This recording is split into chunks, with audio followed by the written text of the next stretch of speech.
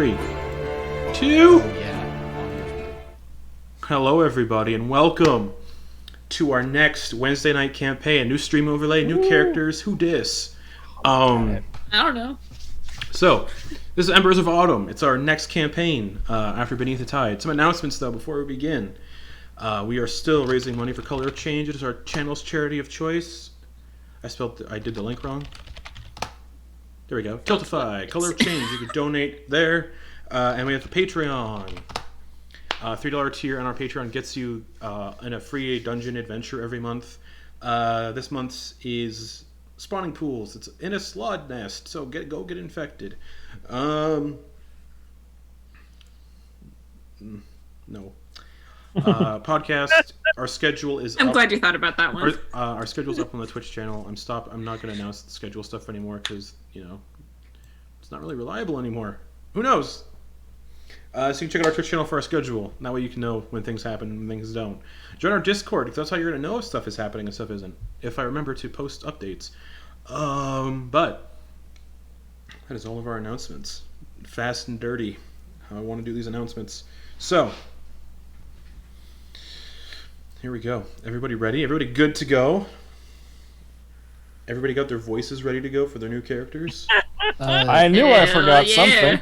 No pressure. No pressure. No Literally pressure. at work, I was like, "Oh fuck! I had like What's months up, to Garrett? do this."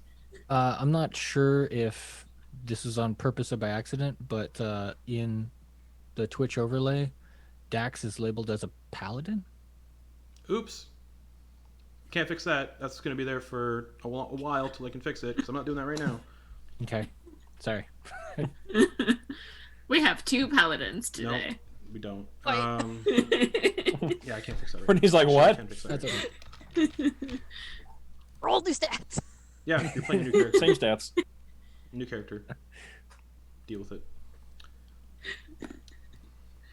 Ooh, while we're doing this, Huh? let me see if we can do I'm gonna do a test on here. Okay, my voice is working on Twitch. I was just gonna do like a doop boop. Everybody make a noise. I'm making a noise. Everyone's fine. I have the levels on my OBS stream overlay. Nailed it. Making the noise, making the noise. Making the noise. I'm making the noise. Yeah.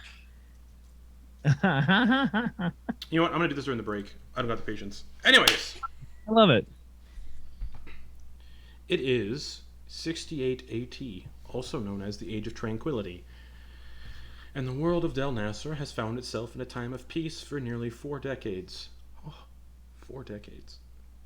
It's been 35 years since the defeat of Asmodeus and his plans to cull all life and use that sacrifice to rebuild the world in his image.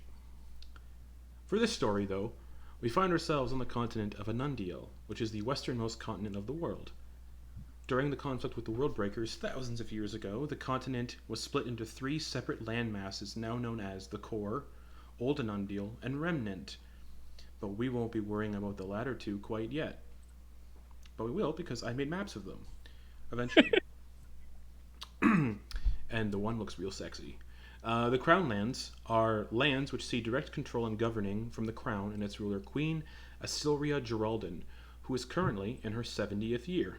The Crown Lands dominate the centralmost region of the continent and contains the capital, which is the largest city on Del Nasser, with a population that is nearing a couple million. Big for a fantasy world. Our story begins in the capital of Anundiel City, which is a monstrous city of white marble and is dominated by all manner of people and faiths.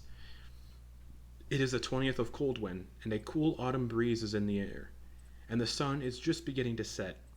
The massive marble spires of Anundiel keep shielding the thousands upon thousands of people who have gathered in the royal district of the city for the yearly celebration of harvest's Cull. It signifies the final day of the harvest and when the people of the world begin preparing for winter. Remnants of the year's harvest are donated to the smaller settlements on each continent, and people celebrate in Anundiel City by saying who has grown the biggest pumpkin that year. And every member of the city comes together for a festival, where everyone contributes to a massive meal.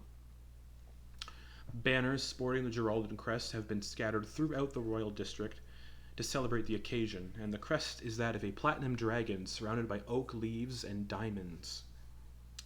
People have gathered from across Del Nasra to celebrate the occasion, The wizards of the Soulspire Academy have enchanted little balls of colored light to dance around the night sky and whiz around the heads of guests. Food of all sorts has been laid out among hundreds of large banquet tables, and people are taking joy in drinking some of the best the continent and the world has to offer.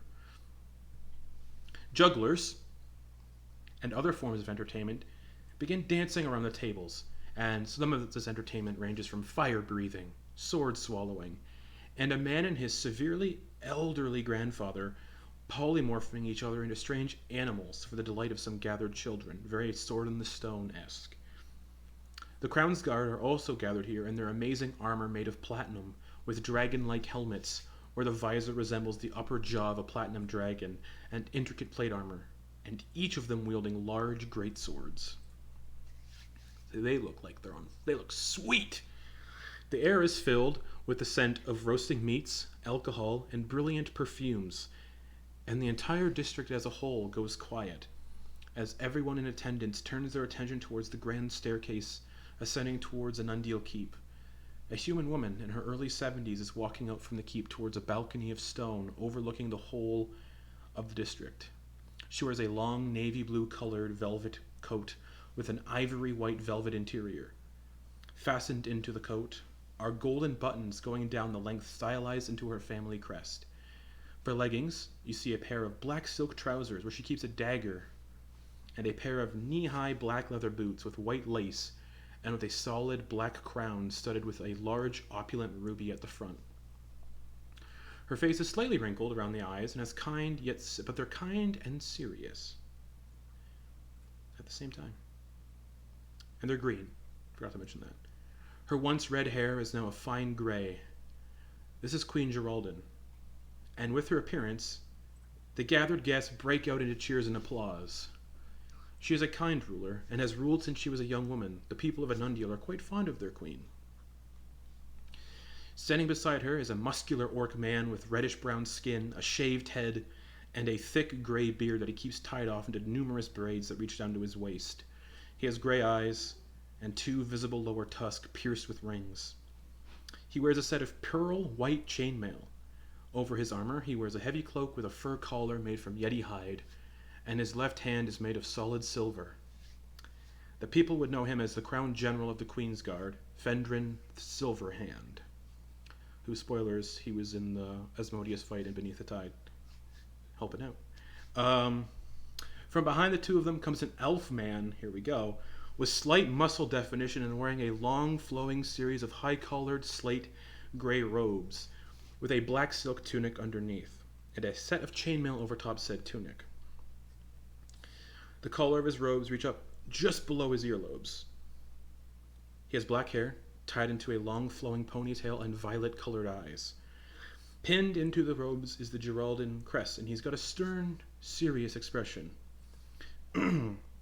He steps up to the edge of the balcony and presses his hand to his throat, a slight magical glow emanating around his hand. When the elf speaks, his voice booms out over the crowd. Gathered people, we are here to celebrate another glorious year for Anundial, for Dalnasra, and for the Geraldine Empire. I am pleased to have Ildar Trask of the Trask Meadery here to showcase his new pumpkin mead to celebrate the harvest. And the elf gestures a hand out towards a table where a stout halfling man sits with a bushy red beard and a tuft of curly red hair and a freckle-spotted face. The halfling waves sheepishly at the recognition. Finally, before our queen speaks, for this year's pumpkin contest, the winner will receive a trinket lost to the sands of Silgar for generations. I have procured the item with the aid of the Silgar Society of Archaeological Enthusiasts, which is not an easy task. So, best of luck to all of our entrants, and I present to you the queen. And the elf steps aside to allow the queen to step forth. Thank you, Latimer. And thank you all for coming to yet another Harvest Cull celebration. As is tradition, we celebrate with a grand feast to commemorate the harvest and another peaceful year here on the continent. If this is your first time attending this wondrous festival, I can assure you that you'll leave with full bellies and your thirst quenched. To echo the sentiments of Lord Meriden, we are very pleased to have the Trask Meadery providing the drinks for this year, and some lucky tables have been selected to try their newest product. And the queen gestures to a group. To a good handful of tables where the people sat at them seemed quite pleased at their luck. The Trask Meadery is renowned for making some exquisite and superb mead all across the continent.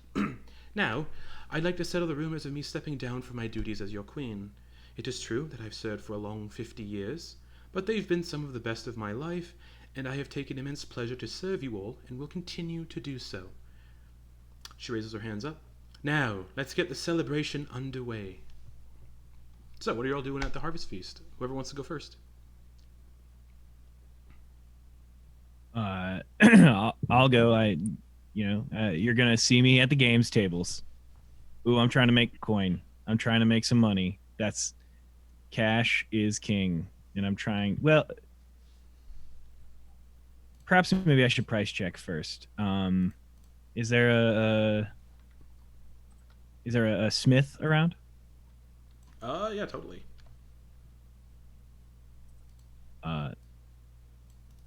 Then tiny little dragon man is gonna walk his happy self up to a smith. Okay, you walk yourself up to a smith. It is a minotaur. Shaggy black hair. He's like, "Oh, hello. What can I do you for?" Excuse me. Could you spare a moment and possibly I was wondering if you could take this sword and could you possibly make it lighter, make it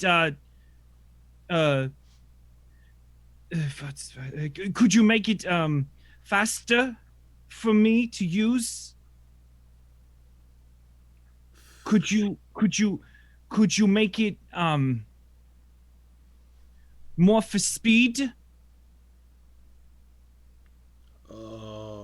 He holds up a long sword really high.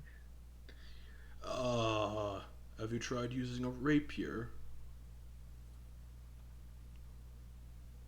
Or even a short sword for that matter. The sword is important. And I would like to keep the hilt and use the blade itself means a lot, but it doesn't mean anything if I can't use it right. Sure, I'll see what I can do. How much money do you need? For a job like this, 2 gold.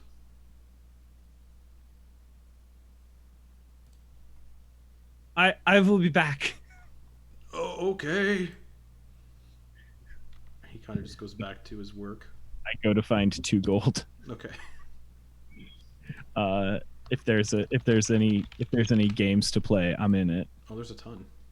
Oh yeah. All right. Then I'm there. Okay. Specifically, if there's a knife throwing game, I'm into that. There is a knife throwing game, set up with targets, and the targets are like put onto hay bales. And sitting at the game is a tiefling with very ostentatious gold-plated horns and graying kind of skin. He's like, "Hello." Good day. Good day to you. I was wondering, could I possibly play one of your games? If I could win, do I get some gold? Yes? Well, the first place prize is a free bottle of mead from the Trask Meadery. How much to play? 1 copper. Okay.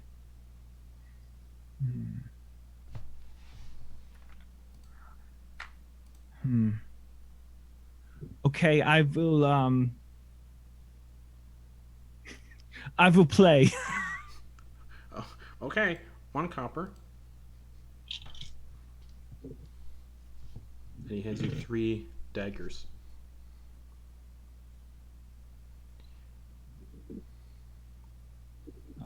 If you hit the bullseye 3 times, that's first place. All right. You just have to hit the bullseye 3 times to win. All right. I'm. Danke.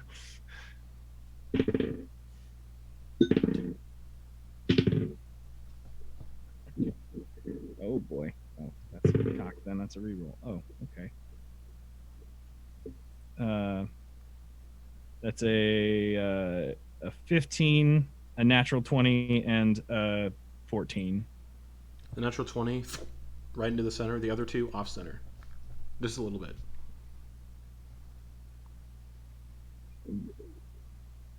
Well, I guess I'd like to try again. Another copper. Okay. And he pulls the daggers out, walks back over to you, hands you three daggers again.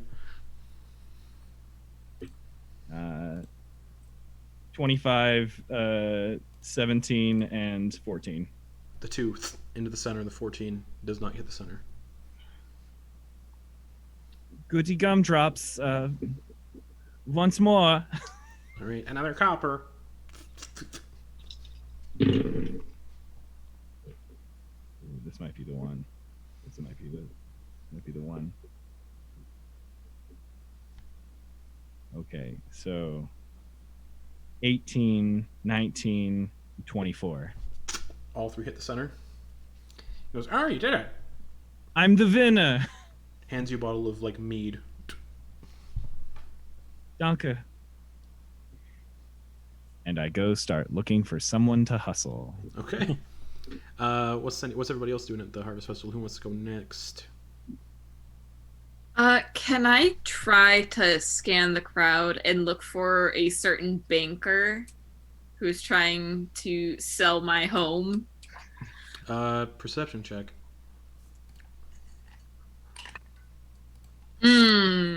That's okay.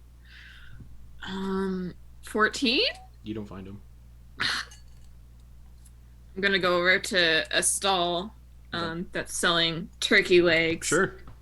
Well, hello. You want turkey legs? They're fresh. I cut them off today. Fresh You don't have- fresh off the turkey. They're real good. Cut 'em off? They're sprinkled with salt. Are they cooked yet? Yeah. Alright, I'll take 2. 4 copper. 4 copper? Are you kidding me? No, This thing looks like it's been starving since last month. it hasn't. Come on, man. 4 copper. I gotta make a living. Turkey Don't legs we are big. all? Yeah. I'm gonna count up 4 copper and take one of the take 2 turkey legs with Okay. me.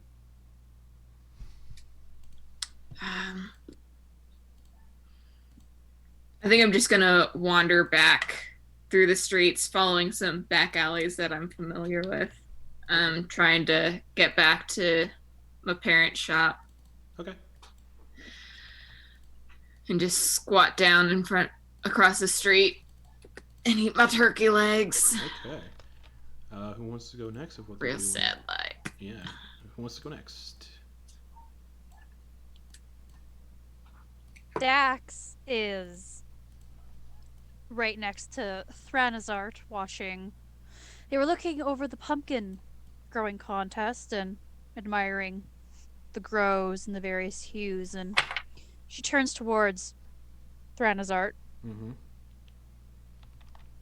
Do you think he would appreciate getting a couple of the seeds from the winner? He didn't specifically mention he wanted them, but he might like them for his collection. The mind flayer turns to you and speaks telepathically in your mind. He would love pumpkins, I'm quite sure. Who doesn't love pumpkins? Well, I don't know. I Some love peop- pumpkins. Do you want me to go ask? Sure. Come along.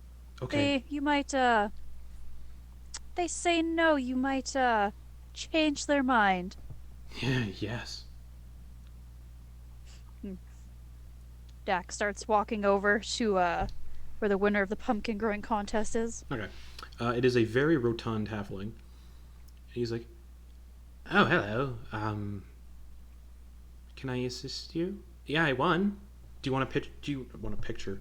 Do you want a drawing with the pumpkin? You can stand by it, and I'll get someone to draw a picture with you of a painting with you with my pumpkin." I would. And Dax is going to like kind of kneel down so she's not towering over him. Oh yeah, you're a Goliath. You're like, "Poof." So it's more of he'd be looking up at a human size. Yeah. And she just kind of looks at him, just asks, "Would it be all right if we could have a couple of your prize-winning seeds?" Oh, of course, yes. How many do you want? Well, how many would you be comfortable with passing along? 5. That would be more than But gracious. because it is a prize-winning pumpkin, 2 gold each. She looks to Thranazard. Turns out, like, pulls out a little coin purse that he's been carrying. It's in the shape of a little brain. Thranazard hands over the coins. And you're handed 5 pumpkin seeds. And, like, a little burlap kind of sack. Thank you very kindly. I will let you know how they do in the soil from where we get home. Okay. Well, I hope they can help you win next year. I think our mutual associate agrees with that. Don't you think, Thranazard? Telepathically, yes. Thank you very much. And Thank you Dax for the will- money. use it wisely now. I will. I'm going to buy more seeds. I hope to see you next year here. You will. I'll win again. Ah, fair play. I'm here for it. Good. I need more competition. Everybody else is not good at growing pumpkins. Well, how do you grow your pumpkins here? Why are they so rotund? Good soil. How you usually grow most things, you need really good soil. Do you Why? speak to your pumpkins at night? Yeah, There's some- sometimes they like to be. I recommend you talk to your crops because sometimes your crops can get lonely sitting in the field all day. So every night I walk out to the crops with my trusty stool and I talk to them. I hug them, I pat them, and then I go to bed. Is there... Do you sing more songs? Is it Limericks. more limericks? Mhm. Are these family pass downs? Is this something you come up with? I make them up on the spot usually. As long as it's from the heart, the pumpkins understand. Has to come from the heart. Pumpkins know when you're lying. Pumpkins know when it's not sincere. She looks towards Thranazard. Thranazard just kinda- looks confused. In her mind, she's just thinking. She's just like, from the heart or from the brain, and just kind of like as she's thinking that, looks towards him. Nods. Well, thank you for your time. I will let you get back to your festivities, and Thank we will see you again. Okay, that'd be very nice. And Dax picks out a hand to give a little shake. He shakes it. His palms are kind of clammy. And he goes back to talking to his pumpkin. Just kind of wipes it on her shirt sleeve and stands up and starts walking with Thranazard, Okay. just kind of in their heads. That brings us to the last two. Who wants to go next? I can. Okay. Well, Ven is probably just like because there's just like rows of tables, right, where the food yeah, and festivities tons. are happening. Yeah, tons. Yeah. Ven is probably sitting and just at one of those long tables, just in the middle of just somewhere, kind of. I imagine probably kind of caught between two groups of like two established groups of people, like a family on one side and some friends on the other, and just the awkward solo person just kind of sandwiching between them, sitting down at the table, just finishing up taking some notes after the opening speeches and everything, and then puts a notebook away and then switches over to just like pulls the plate in front of him that had been eating from and just continues just munching on whatever he had been, just kind of looking around, observing his surroundings, Okay. seeing what's going on, just kind of people watching a bit. Okay. Anything else? No, he's just kind of hanging out for now. He's just kind of he's just here to just observe, take it all in, just kind of a little out of his element with all of these people around. All right. What about you, Garrett?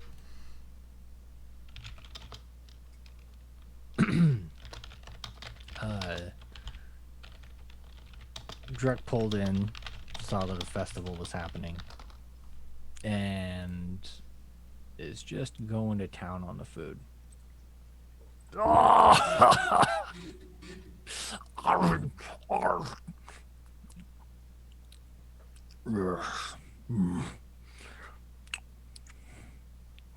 Good. And he'll be looking around for he's essentially gonna, through all of these foods that he sees, he's gonna try to taste everything, but he's also trying to get rations, additional rations. Yeah, easily. I don't know what exactly that would entail, but that's what he's doing. He's like pretty much grabbing certain items, wrapping them up, and putting them in his pack. There's definitely food there that would preserve better than some. Like there's cooked meat here that wouldn't, Yeah, no. But there's He's eating that. there's like raw vegetables. There's cheeses. Like there's like hundreds of wheels of cheese just scattered throughout. All sorts of stuff. Breads, grains, pastries. There's like meat pies. There's jellied eels. Yeah, he'll take any and all. He'll take as many of those as he can. Okay. With 5 gold's worth of stuff. So how many units of rations could he get from that?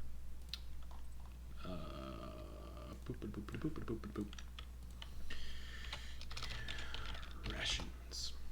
1 day's worth of rations is 5 silver pieces. So, go to town. What'd you say? 1 day's worth of rations is 5 silver pieces usually. So, and you're wanting to do 5 gold worth. Okay. Yeah. So, quick math. So What is that, Sam? 10 rations. There you go. Oh, that makes sense. Yeah, I'm dumb. So you're the guy putting crab legs in his pockets? Yep. Oh man, That's who Drek is. sometimes We all Breadsticks heard a in his breadstick bag. meme. I've been that person at a buffet. I've been to buffets where if you don't finish what's on your plate, they charge you for it. So I bring takeout containers and I just go. What food? Into the bag of holding. Yeah, essentially. Yeah, I hate that rule, but I get why they do it. Anyways, yeah, you get 10 days worth of rations. Just cheeses, breads. There's like salted and cured meat, so like jerkies that you can take. There's Grab that. also stuff that's definitely not going to travel well. Like there's this weird thing of fish that stinks like real bad, and people are kind of like keeping their distance from it. Like it smells so bad. Like there's people 3 tables lengths away just trying to get away from the smell of that fish. Lutefisk. Surströmming, Oh. the fermented herring that stinks real bad. Smells bad. Smells bad. Are you Ludo? Yeah, that's what I was just thinking about that. Yeah, Scared. real Ludo vibes, and it's great. Mad about it. And bugbears kind of look like Ludo, so. All right. So you all are you can do your own thing for as long as you want at the Harvest Festival, but about an hour in, or more like 2 hours in, so the sun is completely set at this point. and there's the sound of a ding, ding, ding, ding, ding, ding, ding, to signify that everyone come sit at the tables now and find a seat. Like, you could still sit down and eat, but this is when, like, dessert starts getting brought out and everything, so everyone kind of sits down to try these desserts. And it's also the mead tasting, where everyone gets different meads. They're passing around, like, casks of mead to each table. And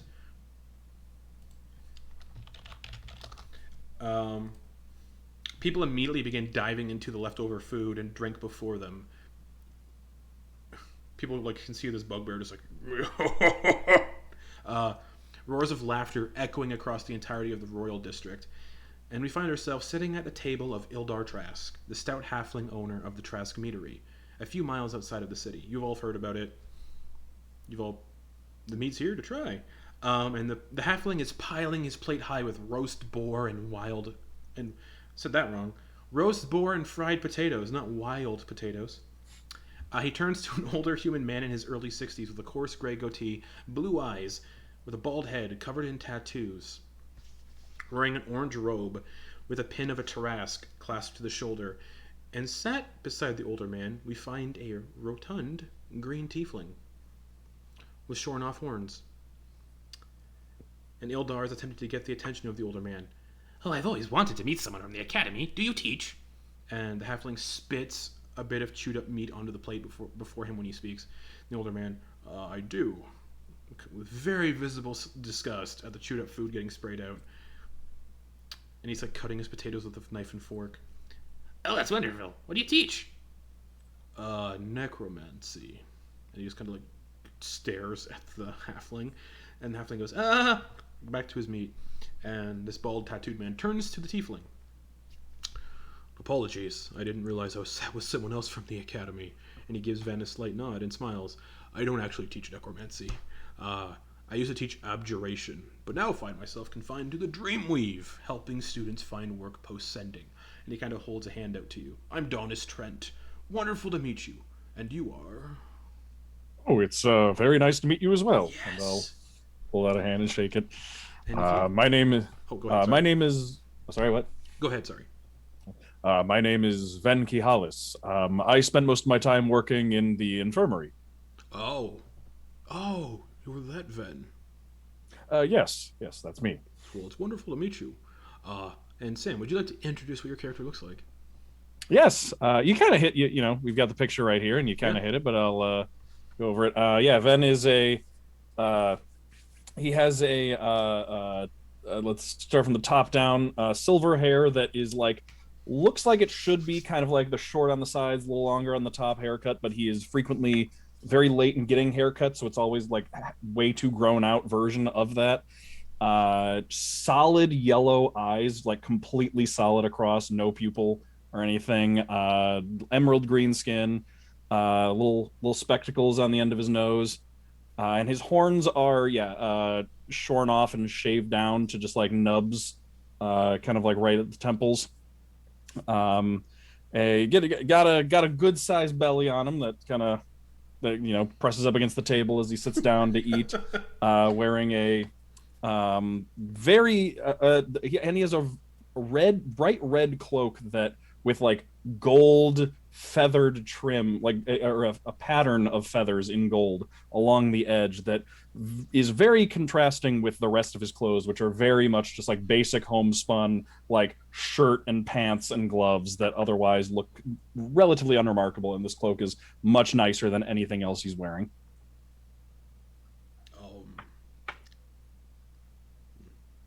It's good to have good healers in the infirmary. I always appreciate after a job going to the infirmary and being healed up.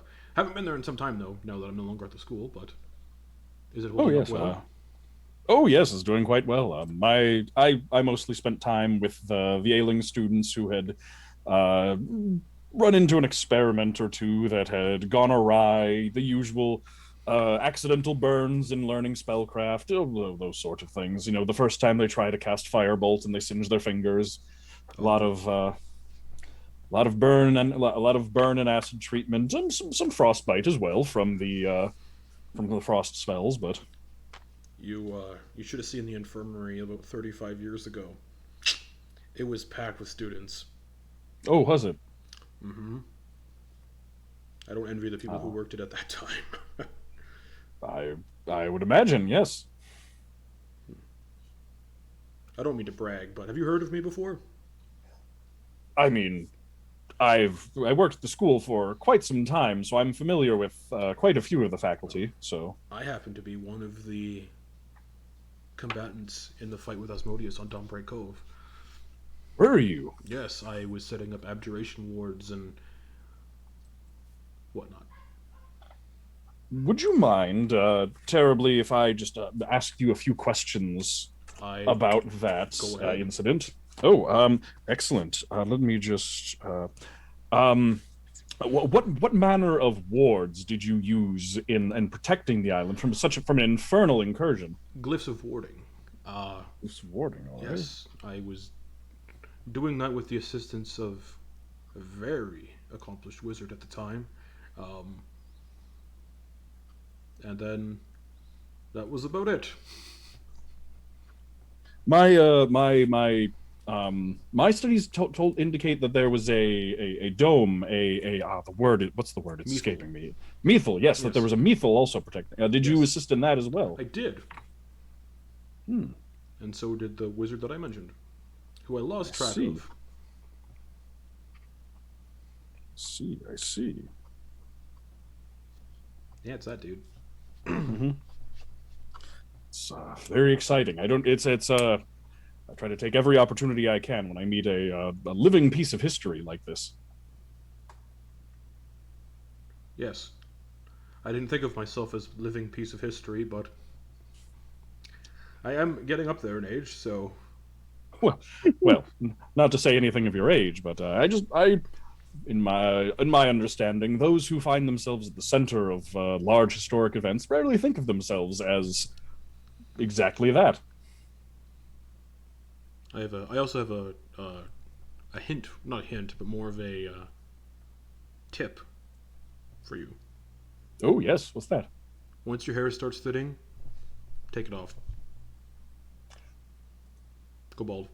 That is good advice, I suppose. Yeah, I've noticed a little bit of a retreat in the troops up front, but hopefully we can hold the line for some years to come. I was thinking of creating a spell to regrow hair, but lost interest. I imagine that one could make quite a bit of money selling that to the royals and nobility of the land. Or cause chaos with it. Well, depending on how the spell works, I suppose. Indeed. Well.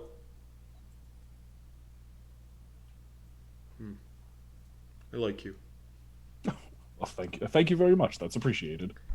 Further down the table, we see a goblin in a long set of billowing purple robes, wearing a wide-brimmed, pointed purple hat.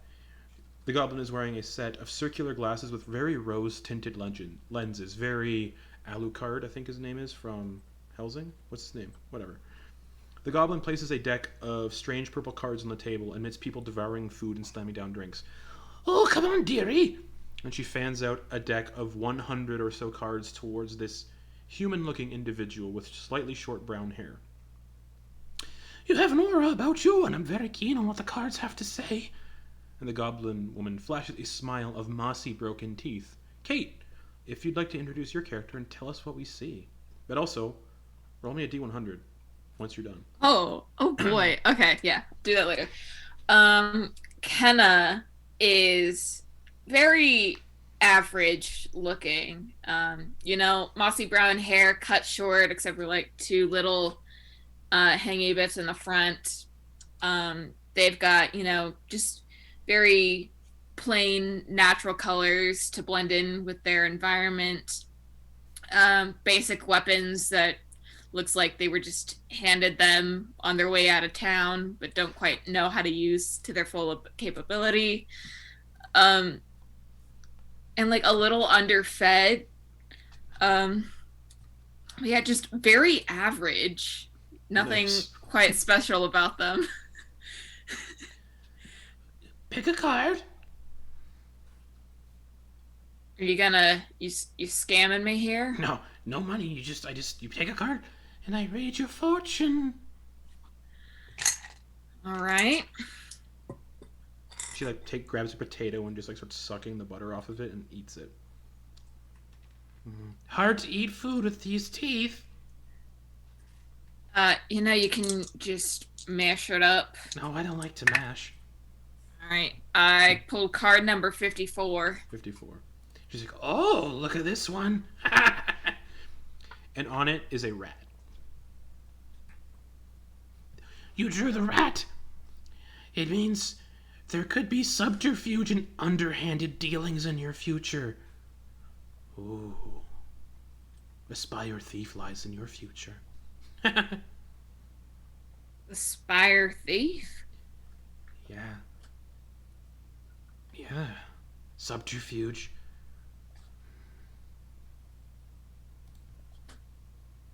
All right. I'm gonna go sit down now. You are sitting down. Right. And the goblin is sitting next to me? Like across from you, and then she just... Okay. After that happens, she puts the cards away, and then just completely ignores you and goes back to her food. Like, just out of nowhere, just, okay, I'm done now. And then... Now I remember why I left this town in the first place. Okay. You're still here. Indeed I am. That is a correct observation. Thank you very much. You're welcome. And in amidst and they just get out their journal and start writing. Okay. Amidst the roars of the laughter, near the end of the table, we find ourselves looking at a mind flayer in billowing black robes, set next to a Goliath in an almost similar outfit. The Illithid is sucking the brains out of the head of a whole roast pig and turns to the Goliath. The juice is dripping down their tentacles. I think it was a good training session today. And the pumpkin seeds. Great. Good stuff. I love pumpkin seeds. And a few more sessions like that, and I say you could take on the Elder Brain yourself. I'm gonna get us some drinks to celebrate. Do you want anything? Yes, but whatever you'll bring me. I am good with that. I trust your judgment. Okay. And the Illithid stands up, and Illithids on Anundil are not rare occurrences, because everybody would know there's a whole settlement of good aligned Illithids on this continent that escaped the Elder Brain, that are not under its influence, so they're good aligned.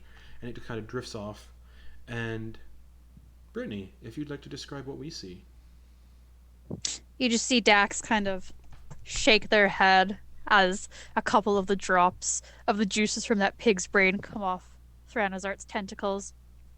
And you would see Dax, she is a Goliath, but you would notice that they don't have the normally distinct tattoo markings that most of them, if not all of them, have.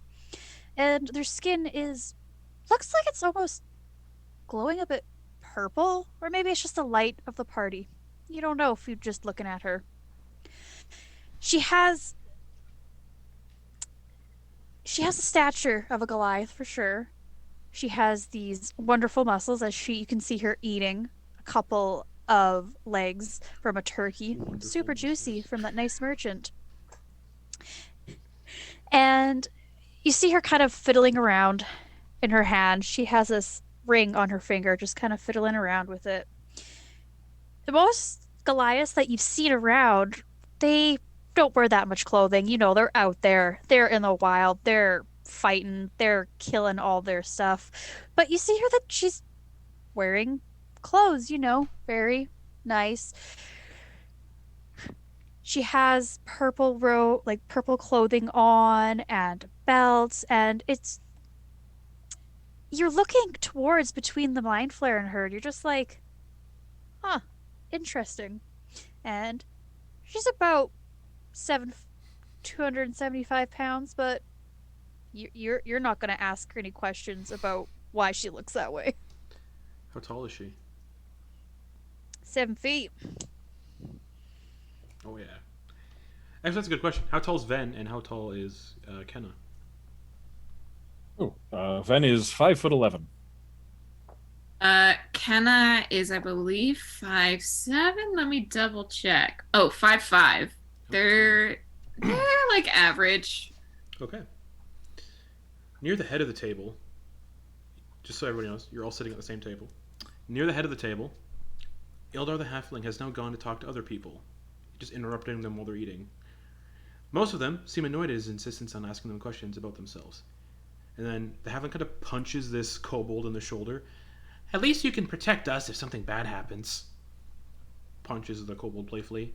If you ever want a paying gig to protect my meadery, let me know. And the Halfling beams wide at this kobold. And Caleb, if you'd like to introduce what we see. So you see a kobold who is taller than average height for a kobold.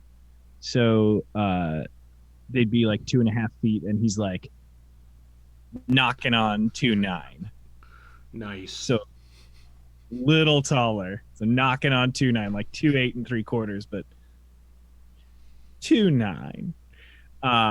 And he's got what appears to be like training armor on, like armor you would see on like a child that's been. It looks like it wasn't meant for him. He's got this chainmail and it's like gauntlets that are just a little bit too big, and a helmet that will slide down in front of his eyes every so often. And as the light starts to fade, his face starts to look less and less distinct, like if he stood next to the brick buildings without his armor on, without the gleam of his armor, he would disappear into the wall because his coloring is gray and slightly speckled like the stone of the old temple district. He's also got it would all fade except for his violet eyes that he has, and on the armor that he's using as a shield, as a full shield for him, is a buckler, an old like what would be like a buckler for like a big like 7.5 foot like being, like a big being. This would be like this is a small shield for me, but for him it's a full shield, and it has a symbol of a long, nearly forgotten god. There's a symbol of a dragon on it, and a sword that's certainly too big for him, and a dagger that looks just about right. All right.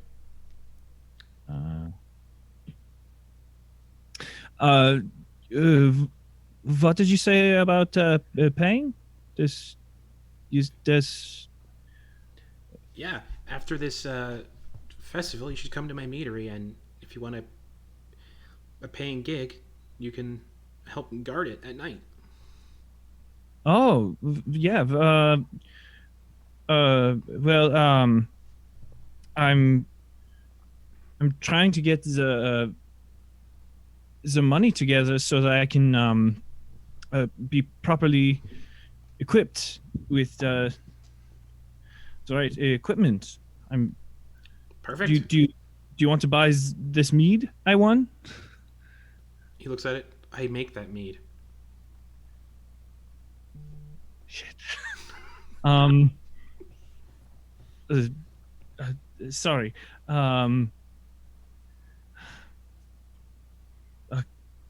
Okay.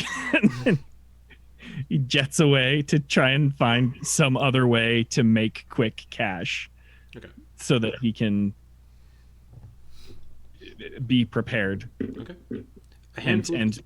That's mine. A handful of children approach the end of the table near the Illithid and the Goliath, and approach a large furred bugbear sitting at the table. One of the children is a rather plump little boy who starts tugging on the bugbear's arm playfully.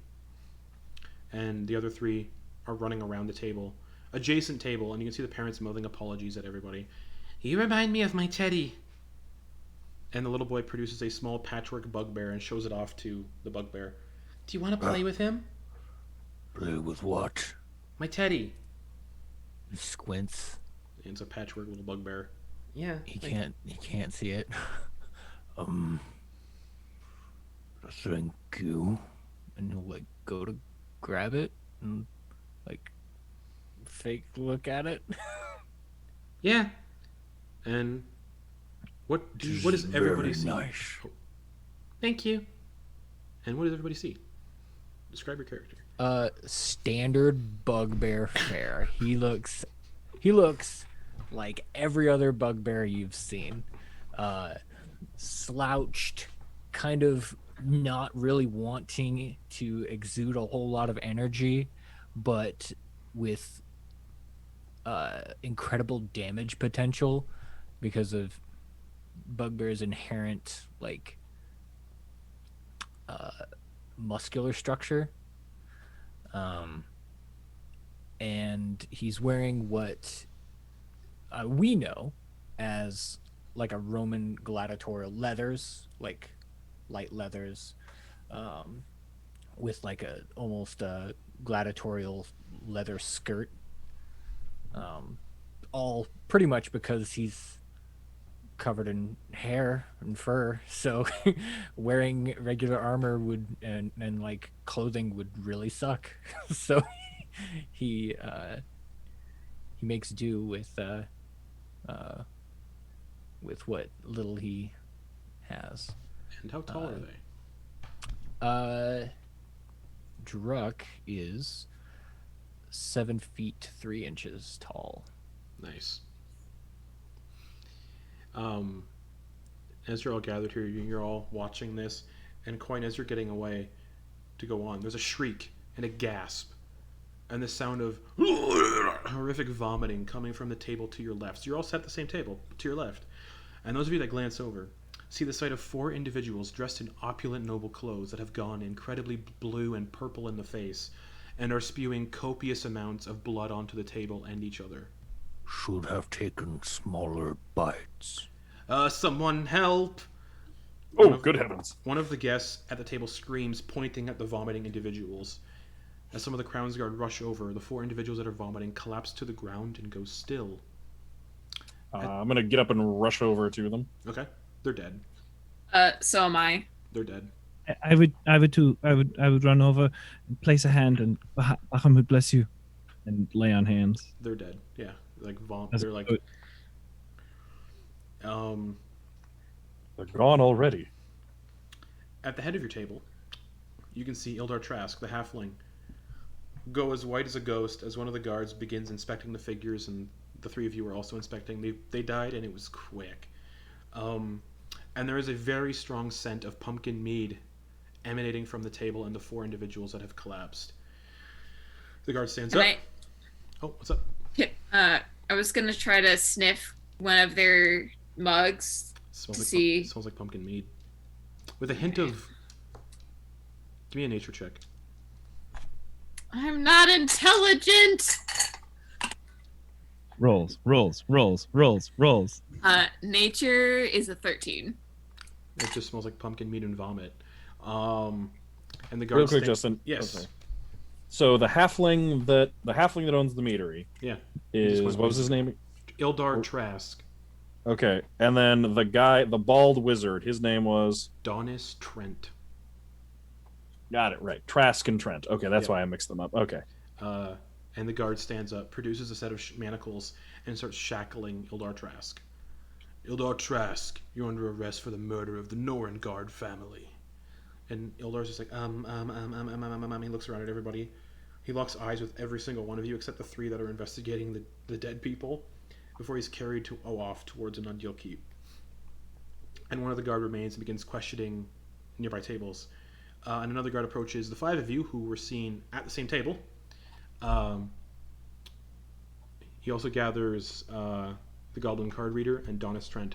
I just need you all to ask. I need you all so I can ask. Oh, jeez. I just need to ask you all some questions. Yes, I'd be happy to cooperate. Let's go to a less chaotic area, please. Follow me. And I bring this. And he holds up a big turkey leg. Sure, yes. Thanks. What was the name of the family? Norengard. was- Okay. Norengard. Thank you. Note takers. How nice. All right. So the Crown's guard nods and starts leading you all away, and the other guards that are on scene begin cordoning off the table, and you can overhear one of the guards calling for a healer, but I mean they're dead. There are ways. Yeah. The five of you and the others are brought into a rather large room in the keep, and you can see Crown's guard on alert in the halls. You can overhear them speaking about the incident and can overhear the words poison, mead, and trask. One of the guards motions for the one he's speaking to shush and points to your group being brought in to be questioned. The room you're brought into is decorated with a large stone table of white marble and a large black iron chandelier on the ceiling filled with a plethora of dull gray colored candles.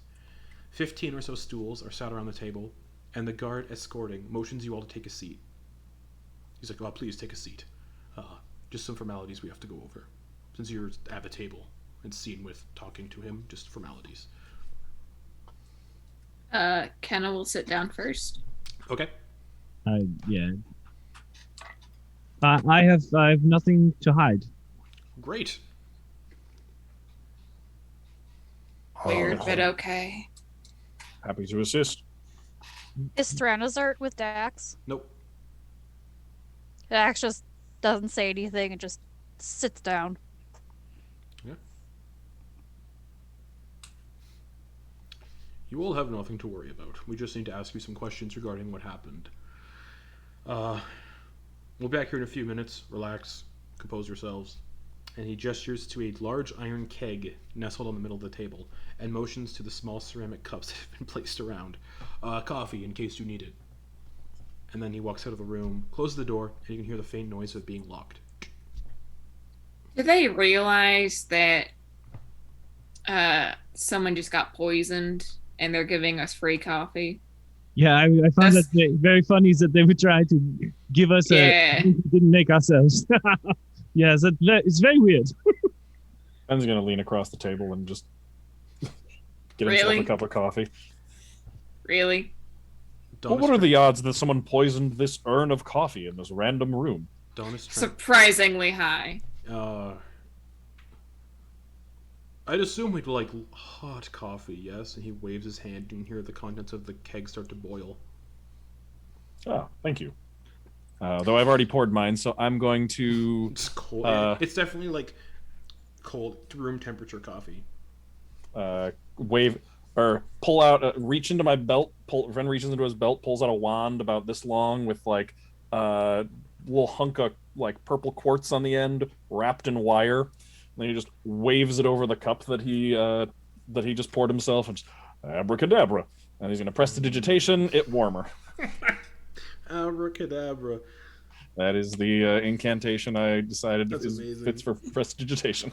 Oh, well, It's a lot easier to say. well, now this is interesting. None of us know each other, yet here we are.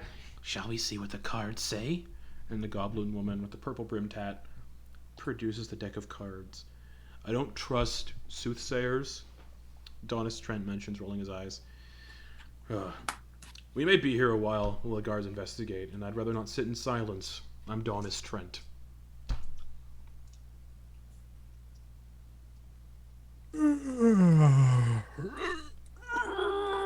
And you all are...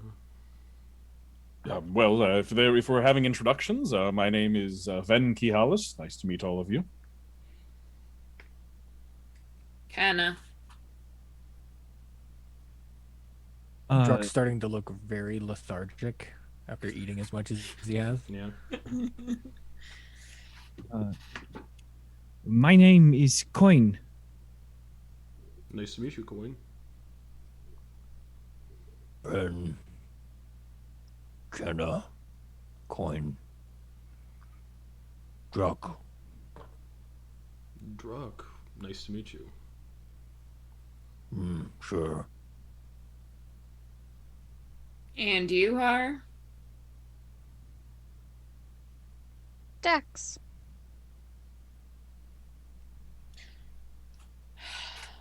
I'm going to turn to the goblin with the deck of cards. Yeah. Your name, please. Oh fuck. It's an interesting name. What nationality is Madam it? Mince. Madam It Mince. rhymes with drug. Madam, what was it? Mince, like mincemeat. I see. It's because I like to mince people if they're mean to me. Does she? Insight check. Yeah, that's an insight check from me too, dog. Insight. That's a 19. Okay. Oh, I think that might be a oh, stout 8. Yeah. Coin? Oh, yeah. She definitely minces people. Kenna? Fuck no. She's elderly. There's a slight They just snicker. Yeah. like scrooch back on my stool that just I should draw a card for all of our outcomes. Today, maybe they'll find us guilty. Maybe one of you all are the killers. Yes? Yes?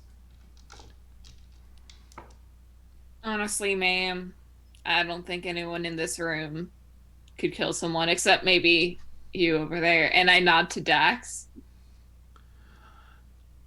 The You're group's, correct. the group's collected card is the mountain.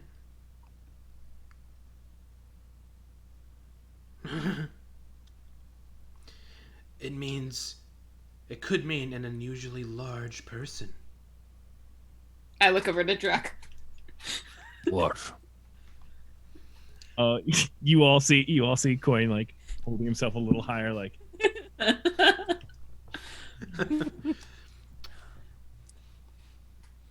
no one looking. You give fortunes, lady. Yes? Would you do mine? I just did. The mountain, but sure. I'll do a separate one. Pick a card. Okay, and just roll a d100. Yeah.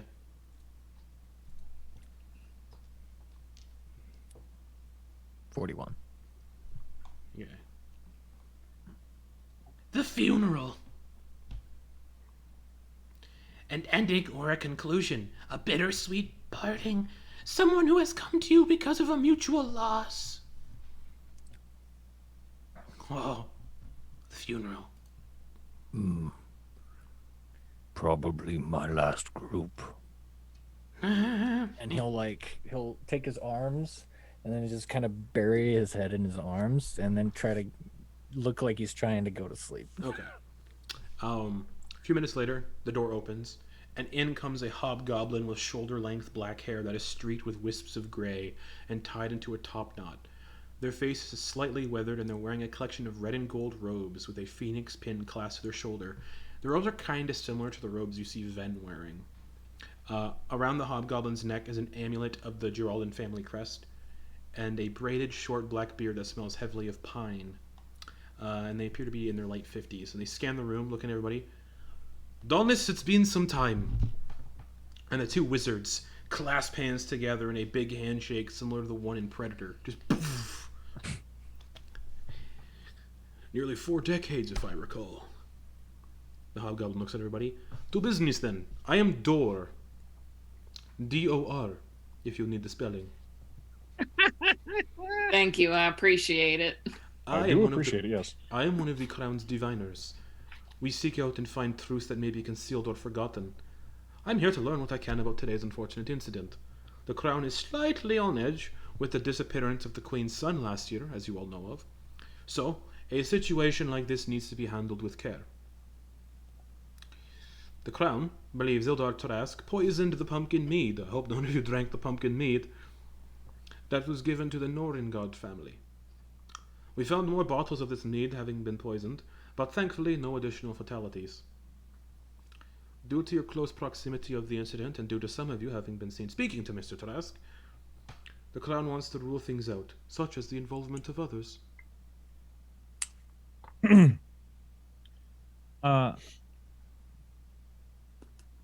Excuse me. I wanted to say that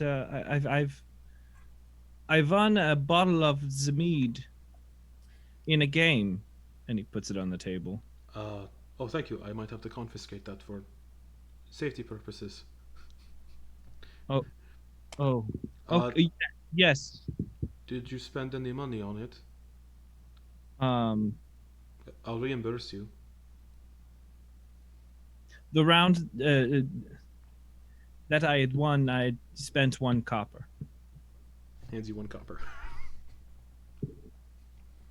Just like. Where was I? May I ask what poison was used?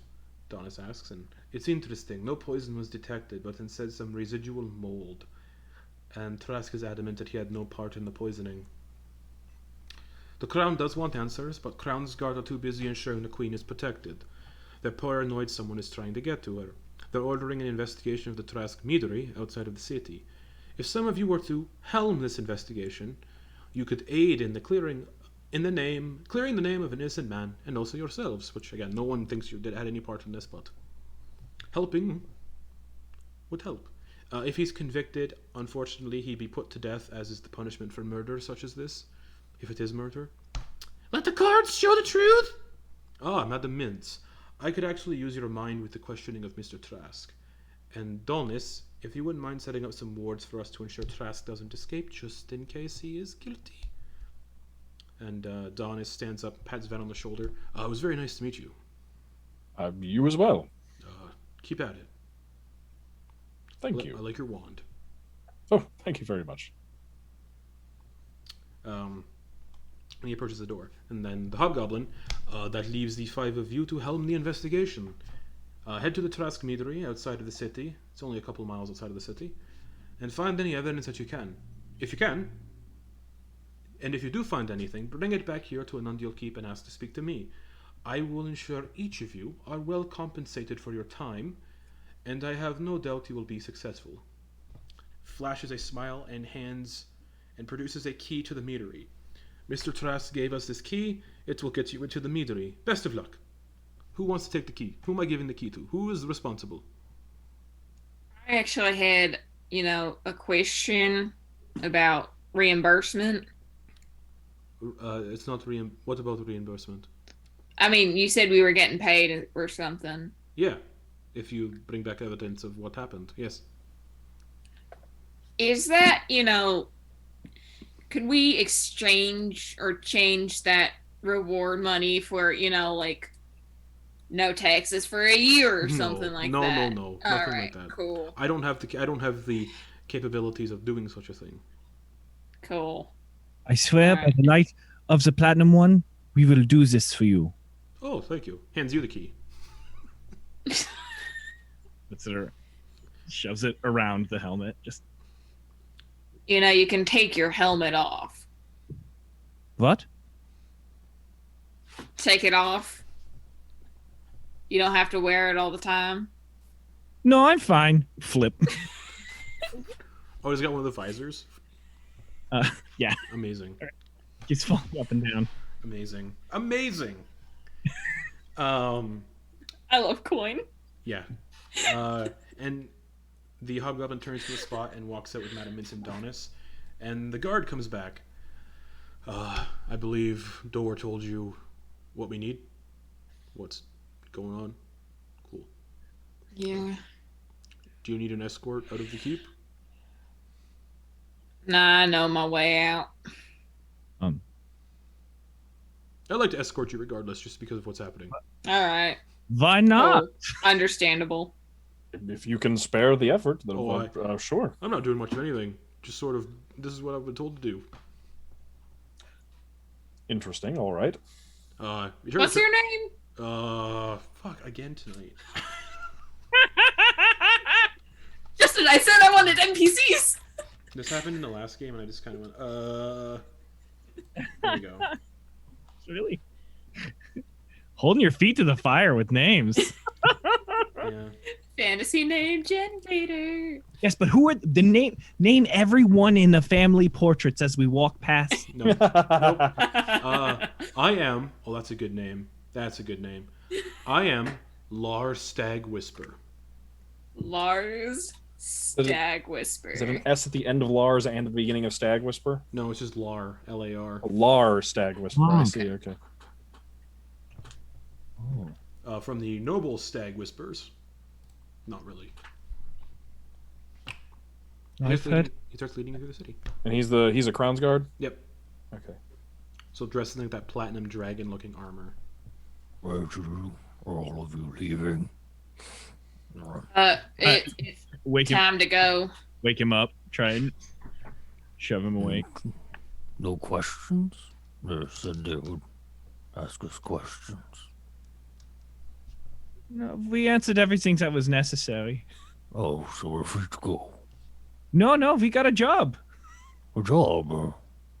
Yes, Dora will be paying you truly. quite well if you come back with evidence of the meadery incident. Mead.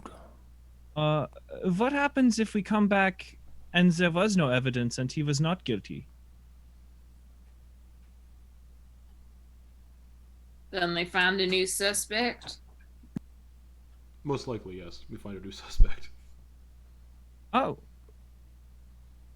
But you'll still be compensated for your time. oh, wunderbar. Yeah. We just hope there's evidence. He's currently leading you through the royal district, out of the keep. People are the harvest festival is being cleaned up. The bodies are long gone, but the remains of the fluids are still on the ground. And they have like some mages at the Soulspire Academy, some students, just here to do like prestidigitation and clean things up. And Ven, you would have seen these kids around. They've been in the infirmary a couple times. Don't know their names, so I don't have to fucking say them. And Give him a polite wave as I go by. they're just here to do menial cleanup, and they wave. And eventually, you're all brought to the outer gates of the capital and out into the countryside. And you see stretching farmlands all around, rolling hills, and the Geraldine wilderness dominating the surrounding area. The sky is a serene purple. Fireflies dance about in the air, and the road stretches onward towards the south. Farmhouses scatter the landscape as you find yourselves in the central portion of the Crown lands. A sign, nestled about 15 feet away, mentions that Trask Meadery is about 3 miles to the south, as is the settlement of Belgrove, which is about 80 miles to the south, and it's currently about 7 p.m. And you're all brought out on the road in front of the capital. The guard goes, best of luck. Hope you find evidence. We really like Goldar Trask. We don't want to have to... Yeah. We'll do our best. Excellent. Okay. And he walks back into the city. Do you have torches? It might get dark soon. Alright, have I got torches. it. And I'm gonna do cast produce flame. Okay. He's In like, my phone. ah. Oh. He just turns around and walks back into the city, and the gates close. I gave you all the map. I think it's in the Discord if you want to. I might repost it just because it's probably up a bit.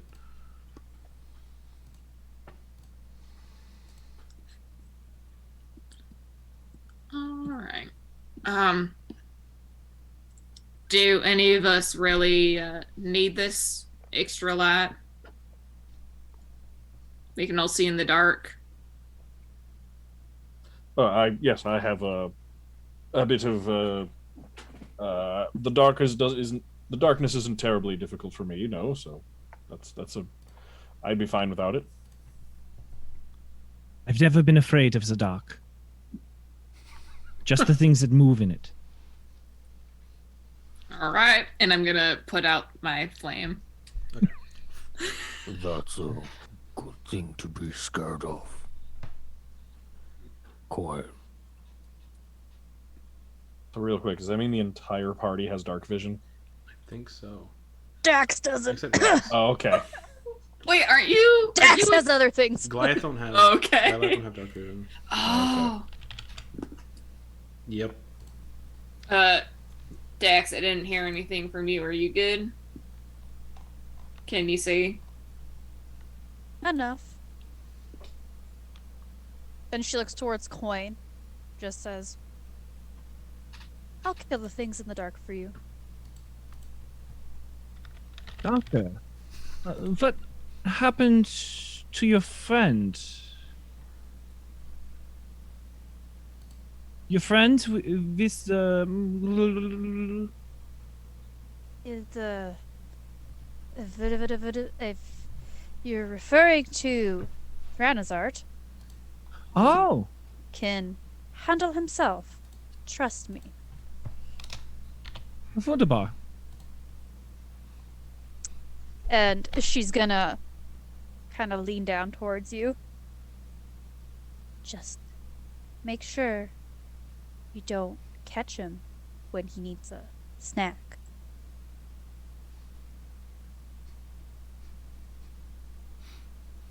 I'm kidding. Probably. Takes 2 large steps away, just to Okay. get a good lead off base if he needs to. Okay.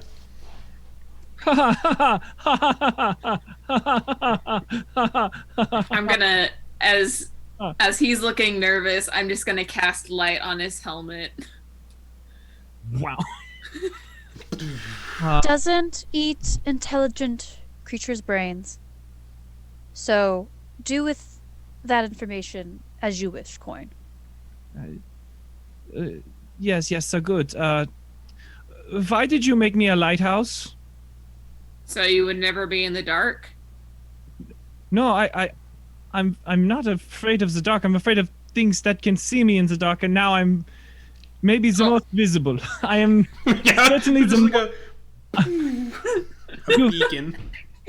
I hate to admit it, you've made the smallest person here the most visible snack for the darkness. That is what you've done. I am Oh man. I am the most illuminated snack for midnight munchings, is what you have made me. That is what I have become. What I am What would happen if Ogden and Quoin were in the same room talking to each other? I would pay good money to see that. It's so hard to stay in character when Caleb says anything. It's so good. I love it. Boss, I dropped light. oh, good. I was afraid I'd have to take off my helmet. You know, you've got to be prepared for anything. You also, at that time, when it was lit, you notice there is a red scab from how many times that keeps falling. The helmet keeps falling onto the bridge of its nose. And there's definitely a little scar now. Have you just thought about getting a helmet that's the correct size for your face? Or cutting a little notch where your snout goes? He gives you a look that absolutely he has never thought of that. Just like that thunderstruck, different armor. I will check the perimeter. All right. I'll go with you, big guy. Oh, we are on our way to the The meadery? to the meadery. Yeah. I believe that's the plan, yes. It's right there, right? It's Yeah. only it's Oh. an hour away. 3 miles away. It's But in the distance, but 30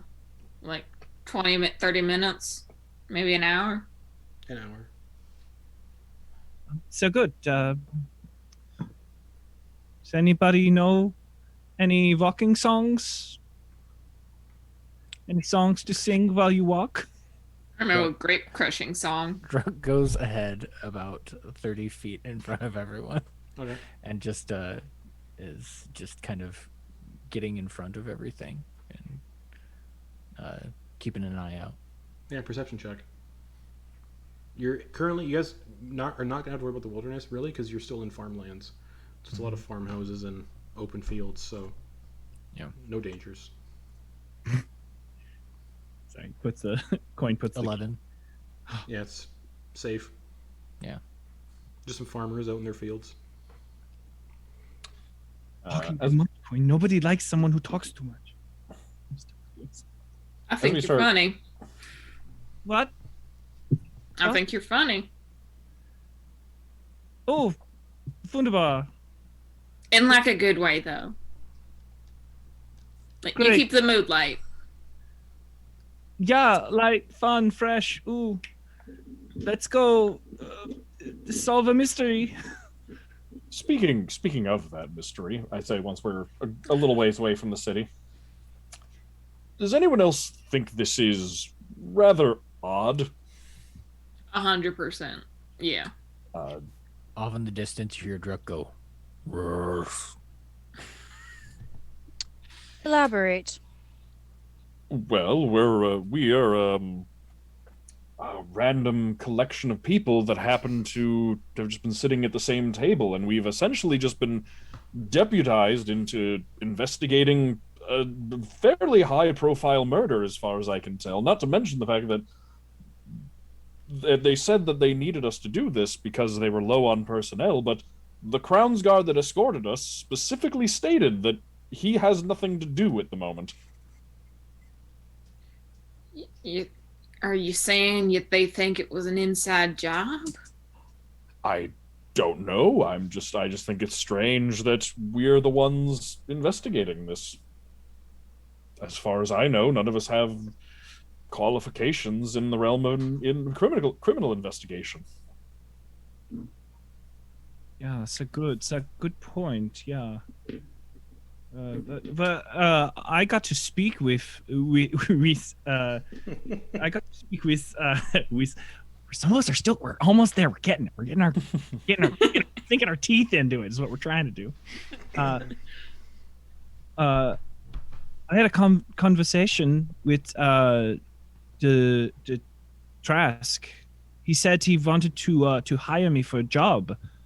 Yeah, after the festival, he was going to hire me to maybe patrol to protect the meadery. So maybe he was worried he would have to beef up the perimeter. Maybe we'll go and it'll be super easy because he needed to hire someone. Maybe, I don't know. But I had a quick chat with him. I tried to sell him his own mead. He was not impressed when I tried to sell him his own mead. I can't imagine he was. No, I did not know it was his mead. I will be honest. I found that out in the moment that it was his mead. Right. It was an accident. Yeah, I'm getting that. Yeah. Yeah, as in it was not on purpose. I did not know. I thought maybe I'd get some money for it.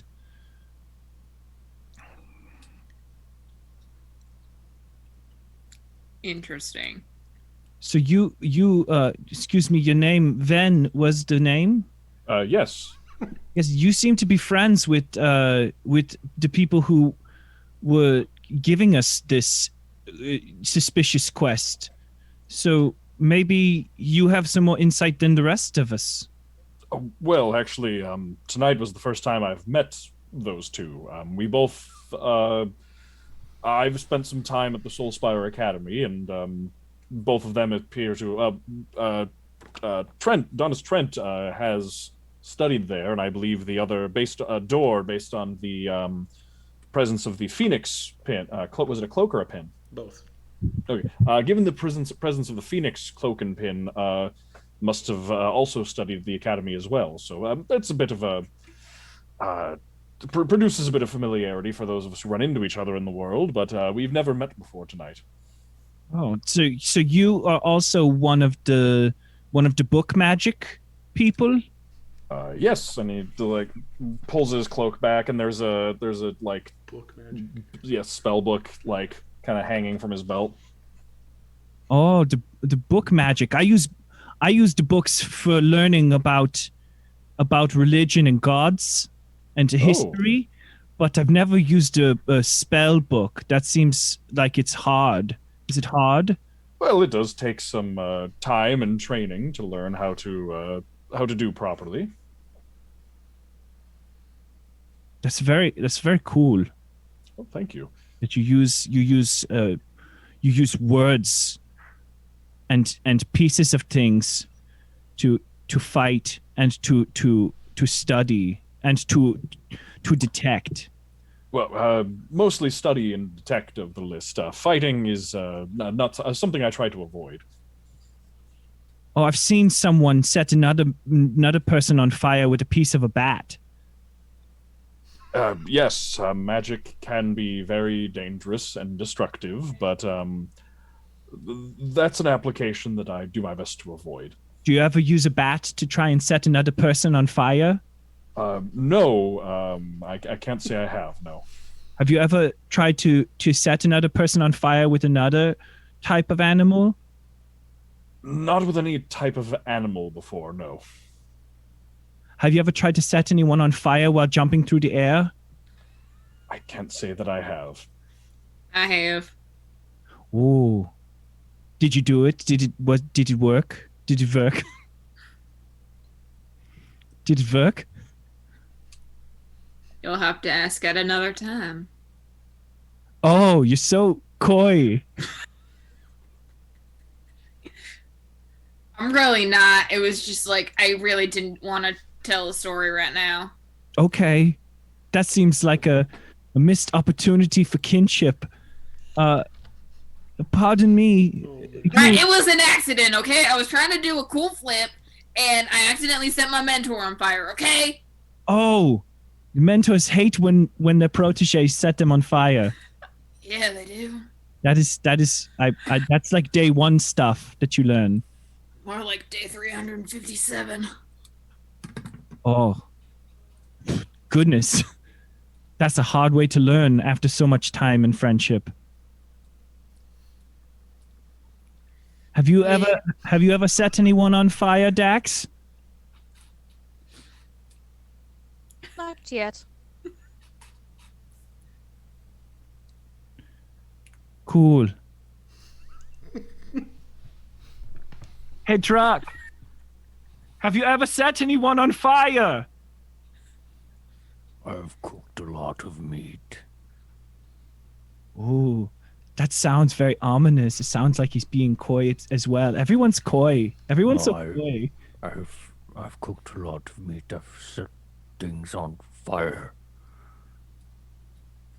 Do you mean killed things with fire? Is that what you mean? Yeah, I was. It got very intense there. I was kind of going for something more lighthearted, and then it got so real that I feel like I may have stepped on to your boundary limits, and I apologize. I have not killed something with fire. Okay. But perhaps we can add a yurt to that. A lot of ambitious pyromaniacs in our group. You were one asking about fire a lot. That's true. That's true. You know, it takes one to know one, is what I've heard. Oh my god, this group is a dumpster fire, and I love it. Would I be able? Yeah. Would I recognize what a platinum dragon god was referring to? Religion check Okay. with a fat DC. Okay. Okay, so Bahamut is not well known. Okay. Not in this time period. I see. Okay. Let's go 16. Nope. Okay.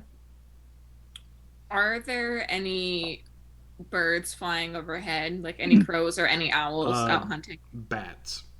Bats. All right. Oh, bats don't make any. Why would I do that noise for a bat? Nah.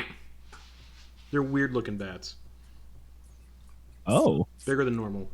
Yeah. They sound like ducks. Sure, why not? Fantasy. Oh my god, a duck-billed batipus. Patty the duck-billed platypus. It's It's we're in the Avatar universe when it comes to animals. They're all Oh, there we combo go. animals. Nice.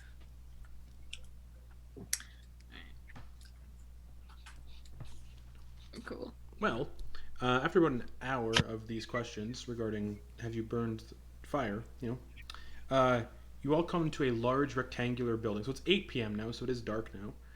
You come to a large rectangular building nestled next to a small stream where a large wheel is moving in the water, generating some form of current.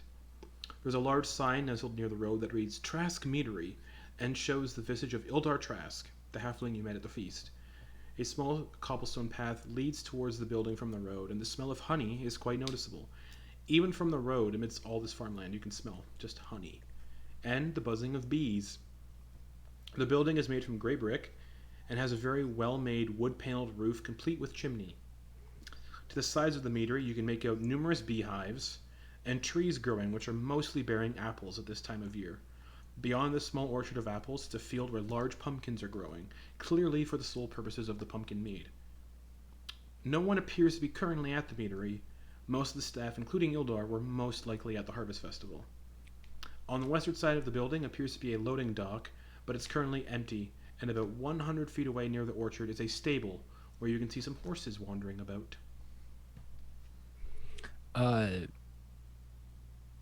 So the people mentioned mold, Mm-hmm. and it's getting about twilight, darker, correct? Yeah, it's like 8 p.m. right now. Yeah.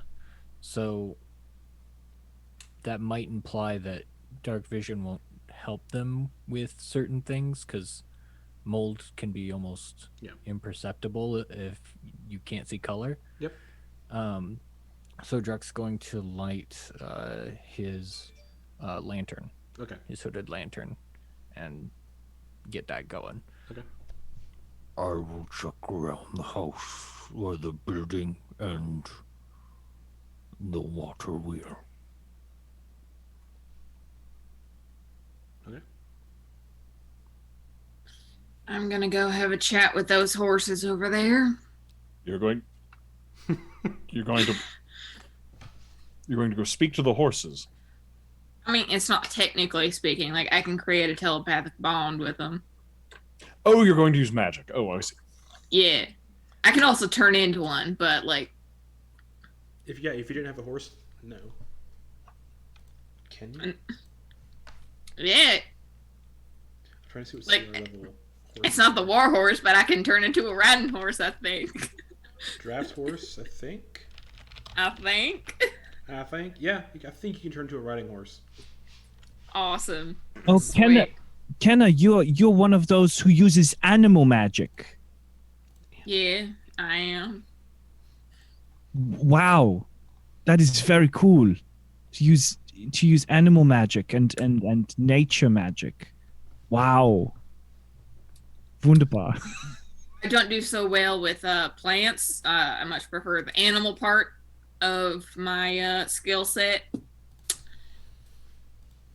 I'm gonna go talk to those horses, and I start walking over to the stable. Okay.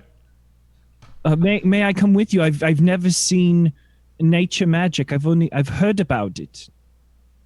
I mean, it's mostly just gonna be me and the horse talking telepathically after I cast the spell.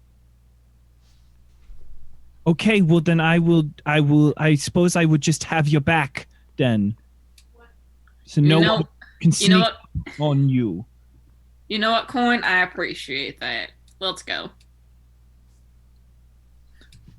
Well, I was going to say I'd go inside, but Quoin has the key, so I suppose I'll just come with the two of you for now.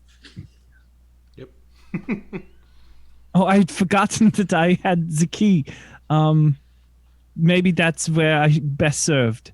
That is a very good point. I'd forgotten. You can always give him the key. No, I swore I swore an oath that I would make sure that we would do it. I swore an oath that I would that I would make sure that we would finish this quest. Begrudgingly, he's like, "You're right. I will go inside the house with the key." Oh, well, then I will come with you. And what's Dax doing?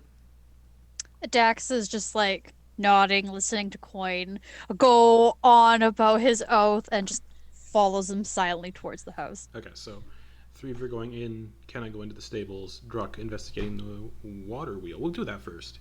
So you're looking around the meadery and then the water wheel? Pretty much checking the water supply and the water wheel and Nature check for that. nature. Yes. Whew, that's gonna be bad. With the lantern, I'll say advantage. Okay. 13. 13. Relatively clean water. Like, nothing off about it. You can see, you can even see, little animals, not animals, but, little fish swimming through it.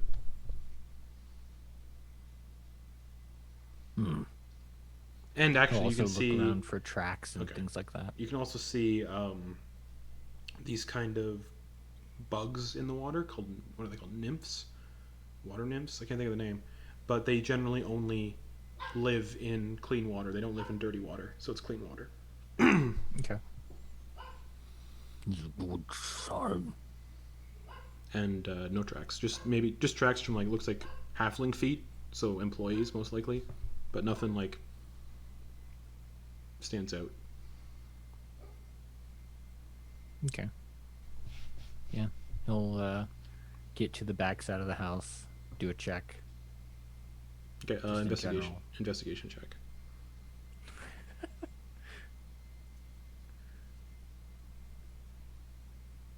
Ten. Nothing out of the ordinary. All right.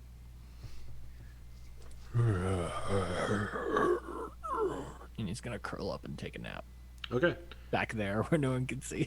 Okay. Let's go to the stable with Kenna.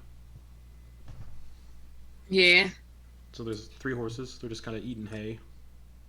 All right. I'm gonna walk up behind the one that seems the most calm, Sure. and try to quickly befriend it. Animal handling. Uh, The DC, First time. the DC depends on how you're trying to befriend it. I'm just gonna be like, hey, you're all right. Hey, I'm Kenna. I'm just introducing myself to the horse. Trying to be real casual about it. That's a 13. Just softly petting it on No, its. you're not too sure. Alright. Cool. I'm gonna. It probably doesn't like that I snuck up behind it, so as I'm talking, I'm just gonna cast Animal Friendship Okay. on it. It needs to make a wisdom save. Oh, hold on. If its intelligence is 4 or higher, it fails. Mm-hmm. Please don't tell me a horse's intelligence is 4 or higher. No. Okay. That is an 8. That's a failure, Mr. Horsey. So it's charmed by you. Mm-hmm. I'm gonna use this For is 24 really for 24 hours.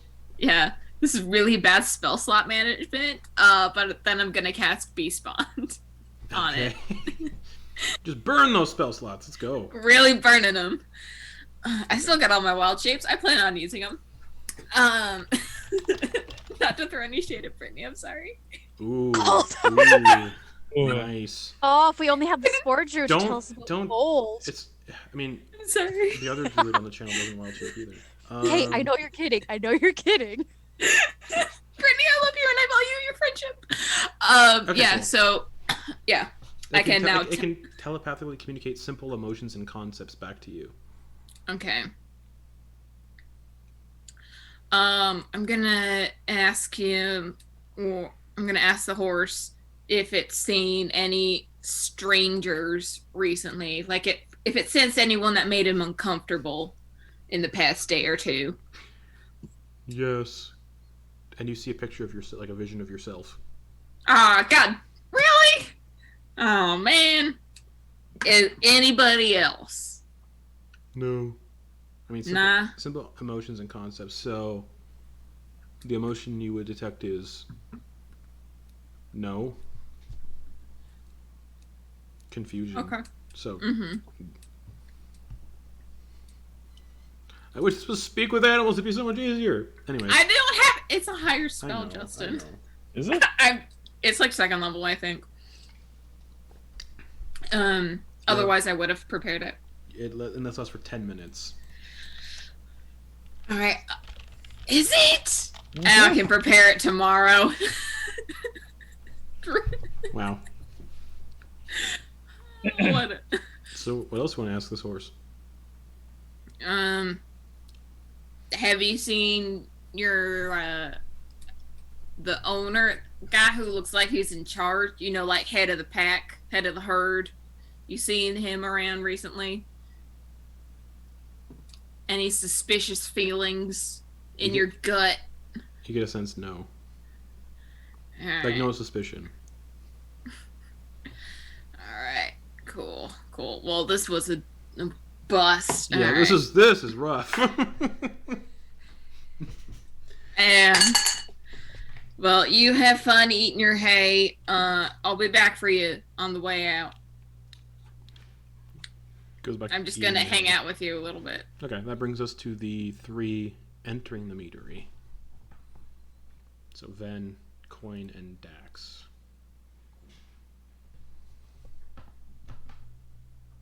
Okay. Looks like everybody's good. Meaning absolutely no intentional offense to you. This house and this establishment was made for people who are small and tiny, smaller than me or around my size, and I don't want you to feel like things are too small for you. So the door, I'm assuming it's going to be rather small, and that there's you might watch the ceiling because you might hit your head on things. As you approach the door, it has it's a normal sized door, but it's got 2 handles, 2 knobs. One at halfling height, and then one at human height. And 2 keyholes. One at human height, one at halfling height. I may have misspoken. He unlocks that one. Okay.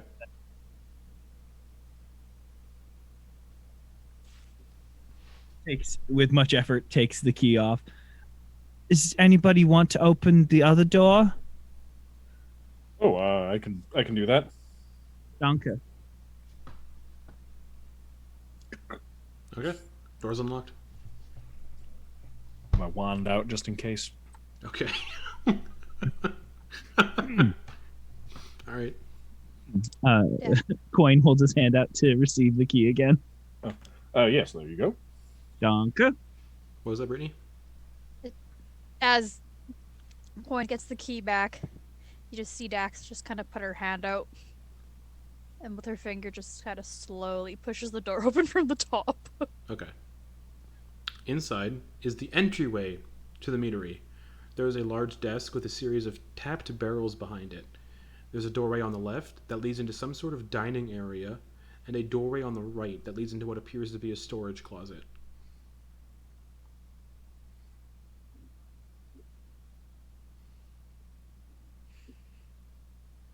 Go to the closet because lots of people hide. I've heard the term skeletons in there, and skeletons are spooky. So I want to make sure that I'm checking out and seeing if there are any skeletons or clues. And Quoin, what are you going to do if we find a skeleton physically? If we find a skeleton, I'm going to have to slay it in the name of the Platinum One. In the Lord of Justice, I will smite its undead body. What if we find a skeleton that is not animated? But then I will hope that it will find his rest in the arms and loving embrace and warm dragon wings of Justice Incarnate. Forgive me for not knowing who you are following, who is the platinum one, so you could enlighten me and maybe Ven if they don't know? Yes, I was going to ask actually at some point. I didn't want to be impolite, but I'm also unfamiliar with this deity of worship of yours. Oh, you've never heard of Bahamut? Oh, gather around. I will tell you about him. He's, the kind of the embodiment of justice. He's very humongous. Like he makes you, and he points at that. He makes you look more like me. He's absolutely huge. A big platinum dragon. He's the one. He's very big on justice and everything that is right and good in the world. He's also been gone for a long time, is what I've heard. So it is with every good deed that we prove our worth to Bahamut, and we make sure that he's welcome to come back anytime. Because sometimes if you think about doing something bad, you think, oh, is this where I want to be when Bahamut comes back? And then I think, no, this isn't where I want to be when Bahamut comes back. If he comes back and he sees me like telling a big fib, then I'd be like, oh, I'd be embarrassed. And I'd say, no, I don't want to be here when Bahamut comes back. So I say, okay, I don't do that thing. I do a nice thing instead, or a good thing. But that's Bahamut, essentially. There's more, but I don't want to get... We're in the middle of a mission, and I don't want to distract us too much. So this closet looks a little bit embarrassed, because nobody likes someone who talks too much. I suppose that makes sense. That explains your upright, moral, and honorable attitude towards things. Although I do not follow or partake in that, I do acknowledge that that is quite something to have that steadfast belief. And she just kind of puts a hand out to Quoin, gives just kind of like a shake. Yeah, it's cool. You can do whatever you want. You don't have to if you don't want to, but I just really, it's nice to believe in something, But this closet looks very, let's, maybe see if we can find some clues or moss, Yes, I suppose I'll open the door then. Okay. Danke. Just some extra chairs, mops, brooms, etc. It appears to be a broom closet. How dusty does it look in here? Not that dusty. Oh, and from here you can also see that on those tapped barrels behind the desk in the entryway, there are words written on the tapped barrels. Oh, what are those words? What is any of them the pumpkin? Is any one of these the pumpkin mead? Let's check the labels. The labels say pumpkin mead, apple cinnamon mead, glimmering honey mead, and mint melon mead. Well, these flavors all sound delicious. It's a shame they were used to murder somebody. Yeah, I think that's maybe the pumpkin ones were the worst of the poison. They were the poison kind. The others were, maybe they were fine. Well, I certainly don't think any of us should just take a sip and find out. So. Oh no, that's technically stealing, and that would be bad. Right, you are. Oh, Technically, that's stealing, unless, of course, we record it and we take it out of a fee that we get. As long as an equilibrium is reached, a balance, then there's always room for negotiation. But that as long as everything is above boards and it's recorded very stringently, then that's another conversation to have. But you're right, that would technically be stealing, so we should keep moving and see if we can find any more clues. How do you think they're doing with the horses and the watermill? Do you think they found all the clues before we did? I think They're using what they have to their best abilities, Quoin. That's nice. Yep. That's Then, Yeah, yes. you are a healer Um, of sorts? uh, not magically speaking, really. I've worked in an infirmary before. So, you must understand how certain tinctures and salves and such are created, right? To an extent, yes. I know very, very bare minimum about that, but I somewhat understand there can be bad mold and good mold for things. Yes.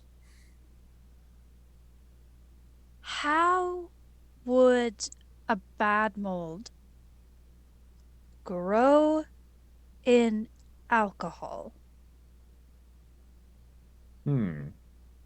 You use such things as disinfect and clean up blood and stuff, correct? A bit, yes, assuming penicillin has been invented. No. No. No, not so much, but such things are certainly can be done. It can be various plants and things can have a variety of medicinal effects and uses. But you bring up an excellent point about the mold growing in alcohol. Usually, something with an alcoholic nature would prevent that sort of growth. I would assume that such a thing was added after the fact. Oh, so you're saying that it could survive in the alcohol if it was potent enough? I suppose certain varieties of mold could be, but most I would think would the alcohol would kill them. Uh, Hmm. Hmm. Yeah, never mind. I was gonna have somebody make a check, but the conversation's gone too far now. Okay. But fun fact, I've tried homebrewing before. Alcohol mold can grow in alcohol. Oh. Yeah. Depending on on the Oh, on the proof. yeah. Okay. I suppose in the process of the fermenting, it can't, especially because there isn't alcohol yet. That would make Yep. sense. Perhaps earlier in the fermentation process. Maybe we should take a look in the back or somewhere, see if the production area has more information for us. Oh yes, let us. Should we check the dining hall or just the back? Yeah, it's the back area. That's a good. Yes, let us go. You would have to go through the dining hall to get to the Okay. other areas of this place. We can sneak around the dining tables and maybe find things there as we go to the back room. Yes. Should we gather the other two from outside and see if they're completed with their exterior investigations? Yes, I think strength in numbers would be good. We should not rush our companions. I guess companions is the right word.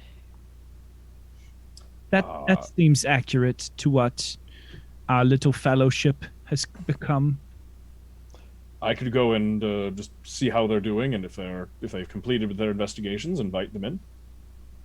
That sounds perfect, and I can tell Dax more about Bahamut while we're waiting. She seems nonplussed. Sounds good, though. At another time, I would be actually very eager to learn more about this Bahamut. Please, I would actually be very interested in that. Well, perfect. Anytime. I'd love to talk to you about it. Wonderful. And I'm gonna head outside and go look for Kenna and Druck. You can see Kenna talking to a horse. I will go around and take a look towards the water wheel to see if I can find Druck. Not near the water wheel. Druck. Hello. Yeah, he'll wake up Okay. and then Druck. Walk over the, go around the corner. Yes. Oh, there you are. We are heading further inside the meadery to investigate further. If you've completed your search out here. Yes. And he'll like walk around and meet you. Kind of, Okay. you might find it odd, but he's staying at least 5 feet away from you at all times. Okay. Yeah, then I'll make my way over to the stables and just stand politely and wait for Kenna to finish their conversation with the horse. Druck practices social distancing. Yeah. I was He just going to make does. that fucking joke in the You group chat. God damn it. guys have noticed that he's definitely been doing that. Mm. Yeah, you can see Kenna's just chatting up to a horse. We can't really. Well, There's no it's conversation. telepathic. Yeah, just staring Yeah. at the horse, I'm just basically. staring very hard at a horse. Yeah, I just stand there, like, just enough to be, like, in the corner of your vision. Like, so you know I'm there, but just politely waiting, not intruding. Oh, you need something? Oh, I didn't want to interrupt your investigation, but we were going to head further into the meadery for whenever you're done. I mean, Percy and I here were having a lovely conversation about the various states of turnips. But yeah, I could rejoin with the rest of y'all. All right. Yes. Well, let's head inside then. Okay. So you, Yeah, I'll follow him. okay. So Ven, Kenna, Druck walk in to the meadery. There's still, Quoin and Dax are standing in the entryway, and Quoin is just talking. So yeah, so there's you every day you try and you do your best and you learn about the things that you need to make other everyone together needs to try and work together. Oh, hello. Hi everyone else. I was just explaining more about about honor and protection of lesser races and like honor and correction of enemies, and justice and good and everything kind of nice about following Bahamut and it's just a positive sort of outlook, but no pressure to anyone who thinks they got everything all figured out. What do you guys find? Did you find anything? Oh, I forgot to ask. Well, don't think Percy and the others saw anything outside. No one suspicious looking entering within the last day or two. Aside from, ourselves. Water supply is good. Although You find anything, Druck? The water supply was good. Ah. Alright.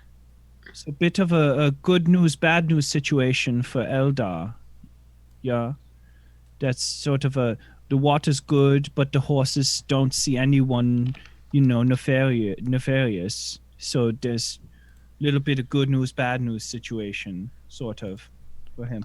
But shall we go into the back? That was Ven. You had suggested we go into the back, yeah? Yes, so I figured perhaps we should investigate the production side of things and see where they are brewing their mead. Brewing mead, fermenting mead. I'm not quite sure what the process is of making mead. I mean, you could just use the word make and it gets the point across.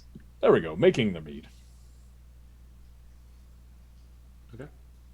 I like small words that make sense. But yeah, that's good. That's good. All right, let's go. Let's do it. Let's get in there. Let's see the production line. When Quoin and Dax were just kind of by themselves in there, is that desk halfling sized or is it like human sized? It's halfling sized. Okay. Yeah. Was there anything like on top of it just staying? And did the desk have drawers? No and no. Okay. Thank you. It's more like a serving table than a desk. Okay. But yeah, to the left is the dining and tasting room, which is the next area to pass through. Oh, and we walked through what they had already walked through, Yeah. with all of the casks and Yeah, the everything. entryway. Yeah. Oh. Is there harm? Are there any glasses? Yeah. Should try. And he'll go and put the pumpkin ale in a glass. Okay. Just kind of look at it. Give me a medicine. Are you proficient in alchemist supplies? No. Then give me a medicine or nature check. Okay. 21. There is a strange sort of mold floating in it, like little microscopic pieces of mold, just kind of like debris floating through the pumpkin mead. Very hard to see if you're not looking for it. Oh. So I'm holding it out like this in order to see it. Yeah. Oh. Strange. Molten. Alcohol. Molten Oh. mead. Oh, I suppose we really should have checked the mead in the barrel for the mold. Yeah, that's probably one of the first places we should have looked. Yeah, you're very right. We were so worried about stealing that we didn't even think to check it. That is well, we'll learn for the future. Maybe we open this and check the barrel. Yeah, I'm with Druck on this one. Yeah, do you think all of them have been is it poison, or do you think it's the mold? And then there's another question: is someone really guilty if they're just incompetent? Because a mold can happen if you just don't take care of things. You know. That's what we would be looking for. Yes. Well, okay, let's do it. Let's see what's He's gonna what things are. he's gonna leave the mug there, and he's gonna go over or he's gonna go up to the, because this is a keg, right? Like Yeah, classic they're barrel keg tapped thing. barrels, yeah. Yeah. So he's gonna pop the top of it Okay. and look inside with the lantern and see if the mold is actually in the barrel, and that's where it's coming from, or if it's You don't see or if anything. it's You don't see anything growing. okay. Can everyone else see inside? If they want to, yeah. Yeah, I'll peek in. Yeah. Look. You don't see anything growing.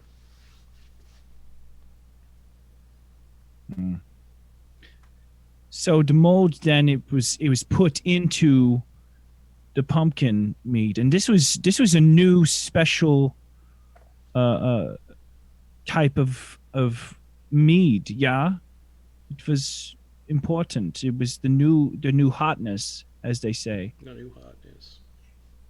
It was a new, especially for the festival. Yeah, that's what I heard. Mm. You think Well- someone was trying to sabotage the release? That were a bad pumpkin.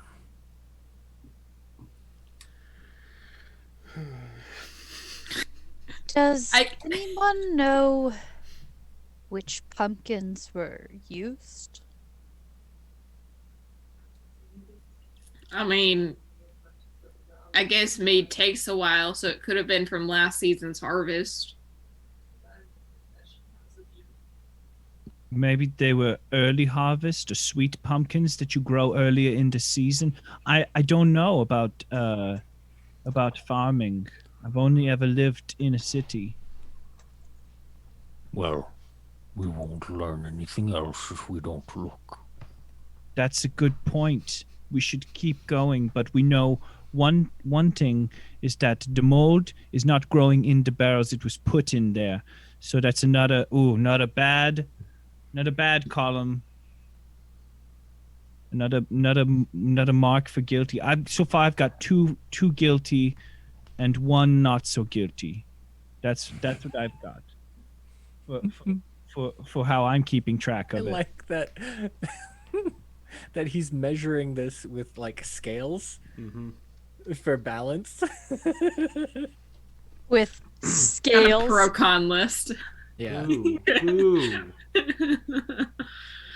Uh, All right. So you said that there was a door out of this room. It's Yeah, over to this the way. left, On the left, there's the taste center, and then it's back in the production area. So, for the dining room, tables are scattered about this dining room and tasting room. So it's a place you can eat, get food, and drink.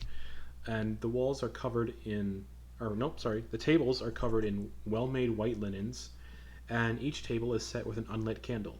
The floor is made from well-polished dark oak, and there are beautiful paintings of farmlands that dominate the crown lands, this area you're all in, and large, lush red curtains draped across the windows looking out into the orchard. And there's a door set into the northern wall labeled Employees Only. I guess we're technically employees. I believe investigating counts us as the ability to access this area. That, and we have the key, so that's kind of a get out of jail free card right there. Uh-huh. So, Would you- Quoin, Oh yeah. does that mean we could have sipped the mead if that key is our get out of jail free card? I don't think that gives you carte blanche to, consume all of someone else's products without any, compensation. But I mean, if, they say they gave us 10 gold, you would, take out the difference and say, no, you keep 9 of the gold. I had 9 gold worth of mead when I was investigating. But as long as, you achieve a proper balance, or that seems like a lot of mead. If you take 2 barrels or something, and then you make sure to, subtract it from what you get for a reward, then, that's sort of that's fine, I think. I don't know. Maybe that sounds about balanced. Quoin, I think she was just talking about, getting a taste, not drinking the whole barrel. Yeah, but do you ever go to a market and then you just take a grape to see if they're in season, and then you make sure to give someone a copper? I mean, I go to creameries to test the different flavors of ice cream, see which one I like before I buy it. Wait, so you just tasted all the creams before you eat? Have you not heard of free samples? What is iced cream? Well, it's this wonderful little thing they make out east. You take cow's milk and then you whip it real good, and then you put it in a bunch of rock salt and frozen water, and then it freezes overnight, and you shake it up, and you can add different flavors in it. It's like a real nice, delicate treat on a hot day. It's real nice. You've blown my mind with the idea of free samples. I don't understand. That's what you're stuck on? Well, as, I suppose as you all are talking, you see the door, Employees Only, get picked open by Druck and opens it. Oh. We put a pin in this conversation, but it just as long as there's some sort of balance. Hold on, Druck will help you. Beyond this door is a corridor. You can see some stairs that go down to the basement where that smell of honey is wafting up from. There's a door on the right across from this stairway that says kitchen, and then a door at the end of the corridor that says office.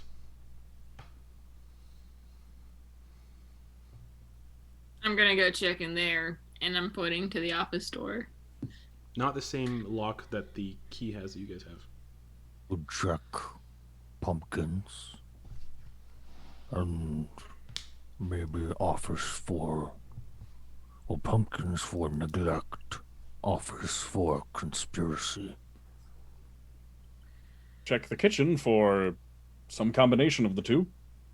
Yes, I was thinking the kitchen might offer some insight to there's lots of surfaces that collect food mold, and maybe there's another clue that could lead to sort of innocence. You have a point, Coin. Lead the way. Oh, I wasn't saying you had to come with me. I was just thinking I'd go with Ven, and if you guys wanted to go check the office, we could divide and conquer. Oh yes, I thought we were splitting up. Oh, That's- yeah. That was my assumption as well.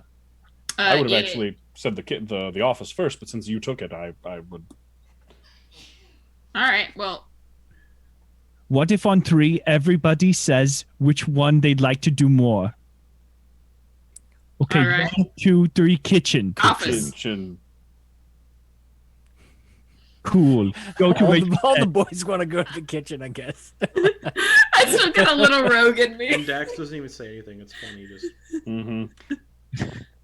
Dax, as you can tell, is a person of few words. You know what? Hey, Dax, you want to just check out the pumpkins with me? I really can't get into that office by myself. Break the door. That seems unnecessary. I can maybe get it open. Yeah, like you did with that last one. If you could do that again, that'd be great. Sure. No, go give it a shot. slide a hand check with your thieves' tools. Truck. 8. Nope. No. Understanding what they want, Quoin pulls out his thieves' tools Okay. This one is different. and walks up to the door. And says, You can tell. I will allow one more thieves' tools check. If this one fails, the door does not get opened. You can tell. You can tell Druck was like at a really bad angle because he's so tall and the door is so low. Like the lock that he was trying to pick was so low, and so he was just at a really awkward angle when he was doing it. Okay. Coin, slide a hand check with your thieves' tools. Are you proficient in those?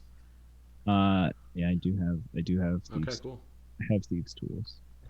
Sleight of hand check. Coin. Okay. We will tell them that we broke in. We will make sure that they know that we did not mean to barge. We were simply investigating. That's what we are doing. That was an 18. You pick it. Oh. It's Oh, a, Good you job, are Coin. full of surprises. it's a very well kept and tidy office. No papers on the desk, nothing out and about, just a very well kept, tidy office. A large, lush red armchair behind the desk, potted plants. The curtains over the windows are currently closed. Good Paintings. luck. And Druck's gonna go to the kitchen. Okay. I guess we're going to see if there's anything, around here that could lead us to understand why someone would want to kill, someone from a family from a Northern god. Let's see if there's any. Maybe they have letters back here that's like, ooh, it's a list that has the names swiped off or something. Like We'll be sure to keep an eye out for something like that. it's so organized. Maybe they have a list. Yeah, maybe. I'm gonna just go inside and peek through the curtain, see what viewpoints this office has. Farmland and the pumpkin field. And some beehives. Bees? Sorry, just Brittany got it. I'm so happy. I'm going to follow Druck down to the kitchen. Okay. What kind of plants are in this room? Oh man, come on, guys.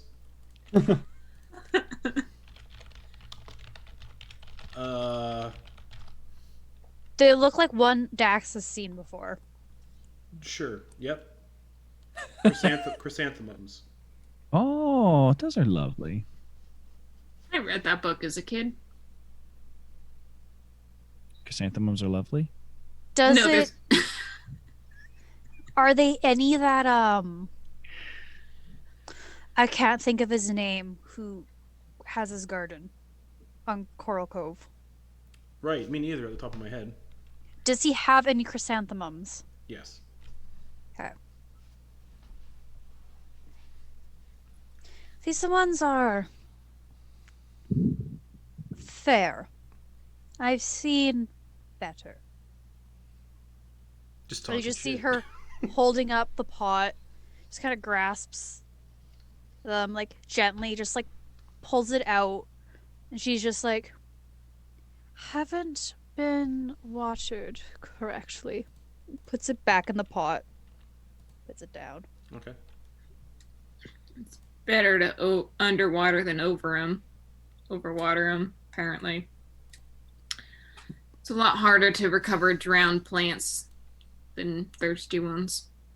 I'm not the arborist. It is someone else from where I'm from. Has told me many, many tips that I... Yes. And Dax is just looking at all these different potted plants. There's also nothing of interest in the office. It's mostly just like recipes and poems. Is there and like business like ledgers and stuff like that, like business records, but nothing like fishy, nothing with like the Norngard name in it. Everything is just very just bland and boring. Is there like a backup set of keys? No. No. Not in his locked office, no. Are the poems limericks? They are. They are. Limericks, other stuff. Dax is gonna pick up a couple of the poems. Okay. They're terrible. And she's turning towards Keta.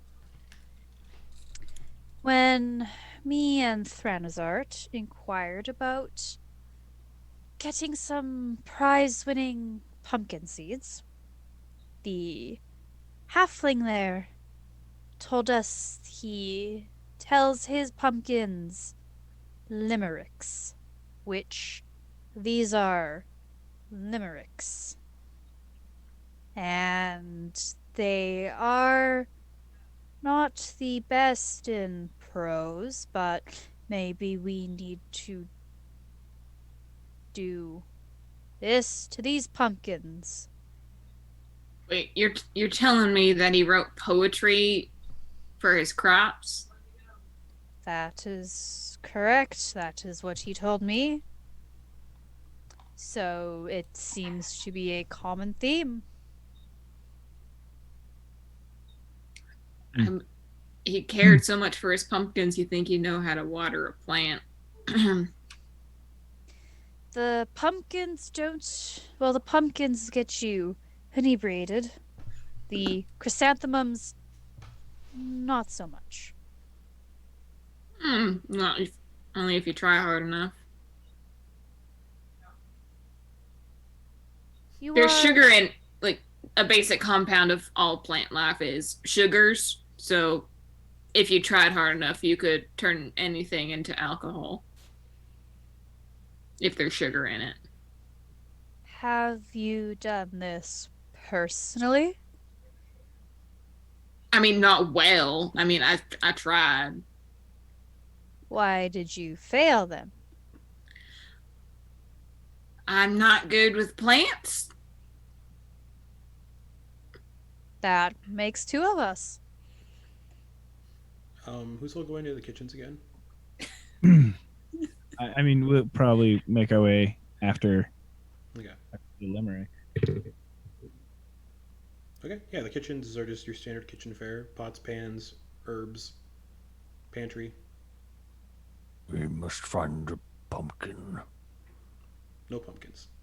No. All right. Oh, I make sure I stay 5 feet, at least 5 feet away from Druck.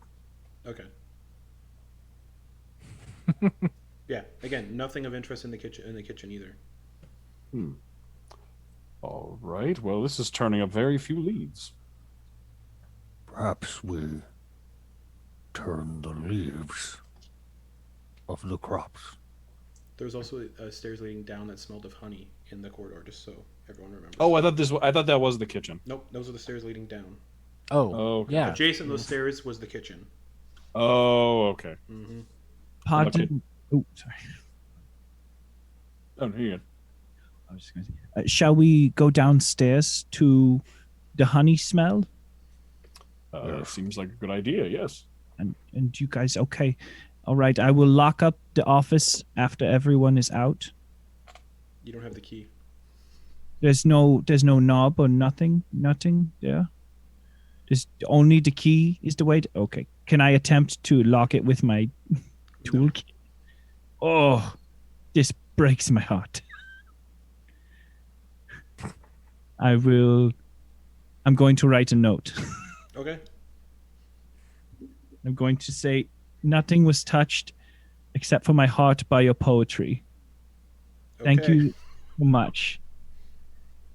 Hopefully, everything is the same. And I Okay. slide it in between the crack of the door so that when it opens, it falls. Okay. Close it.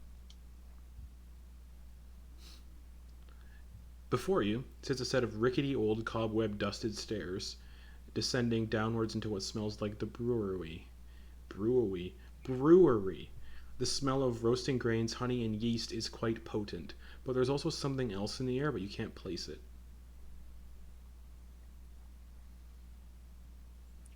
Well, I suppose we should look around then.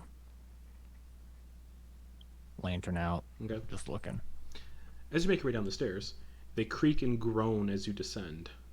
The room at the bottom is filled with large stone mixing vats and large barrels of various meads. The floor is cold stone, and there's a good 6 rows of these large, very large barrels, like brewing, mixing barrels. Scattered about this room are a series of smaller, empty barrels and other tools and such used in the brewing of alcohol. That strange smell you couldn't place is much more noticeable down here, and it's slightly earthy, and it's relatively dark down here. So the lantern's helping. Cool. I'm just gonna do a pass over the entire room, just kind of like looking around with the lantern. What's everybody else doing? I guess I'm going to take advantage of the light and go with Druck to, help investigate what's going on. Okay. As you all come down here, give me nature checks to just see if you can determine what that smell is.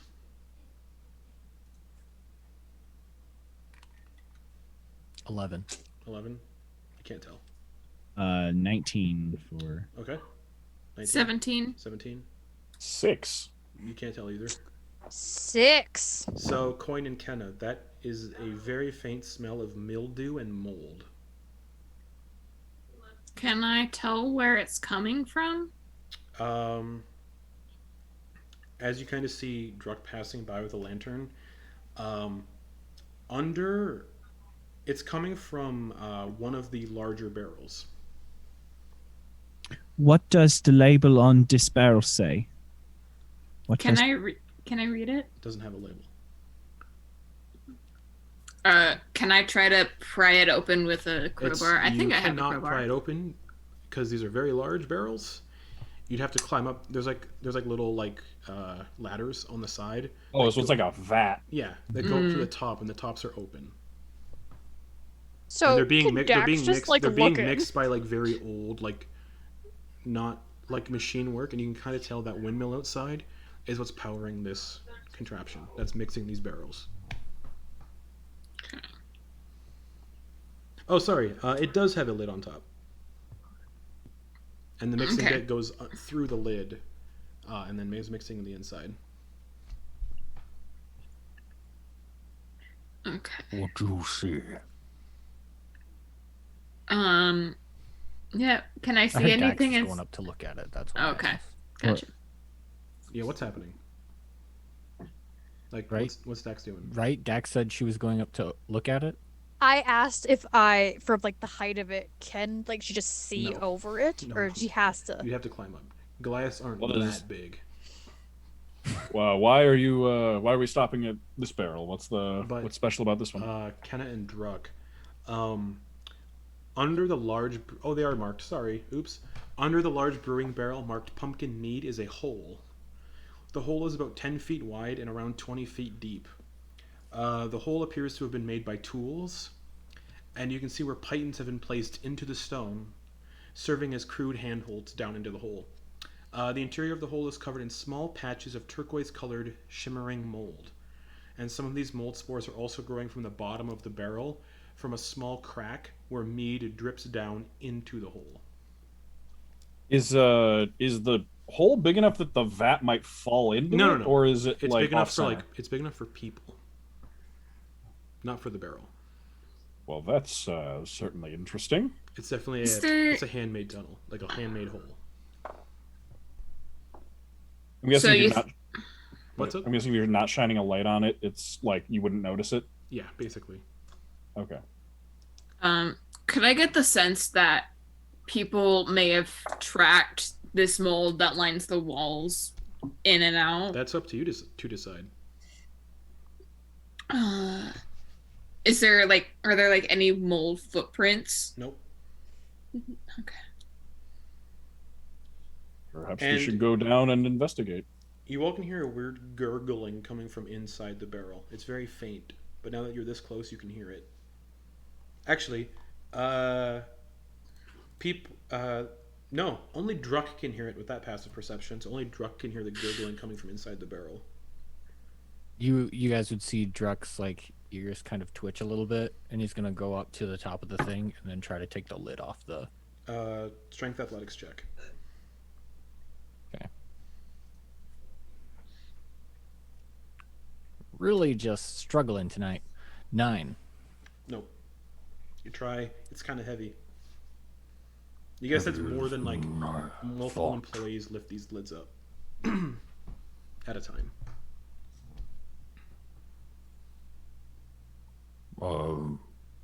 Dax. Dax is looking up at Druck Could you help?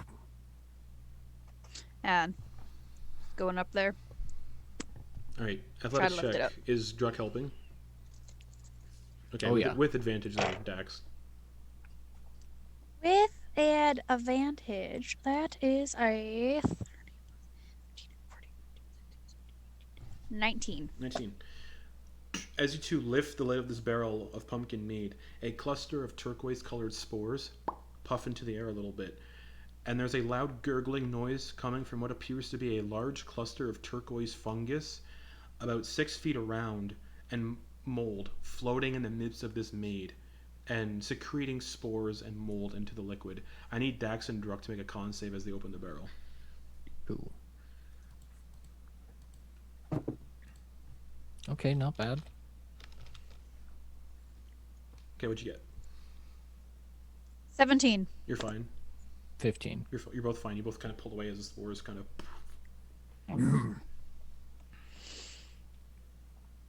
I appreciate the color, not the smell. It's bad. And he's gonna take a bit of cloth and tie it around to avoid any more exposure. Okay. Jack, What you make of it? Dax. have not seen this before. Then, Can I? Yes. Yeah. Careful. Bad. cover your mouth. And Hold the cloak around my face. she's gonna take her quarterstaff Mm-hmm. and she's gonna put it slowly into the barrel Okay. or vat, and she's gonna dip it into that mold. As soon as you touch the mold, there's a weird... I don't know how to describe it, but you all feel a slight headache as soon as the quarterstaff touches the mold, and you hear... And you can hear the sound of shuffling footsteps as coming out from behind crates and out of barrels are... Oh, where are my notes? Oh my god. 5 halfling workers covered in mold-like growths all over their body. And that's where we're going to take a break and come back with everybody rolling initiative. So, Oh dear. Be back here in about 5 minutes, so see you all very soon.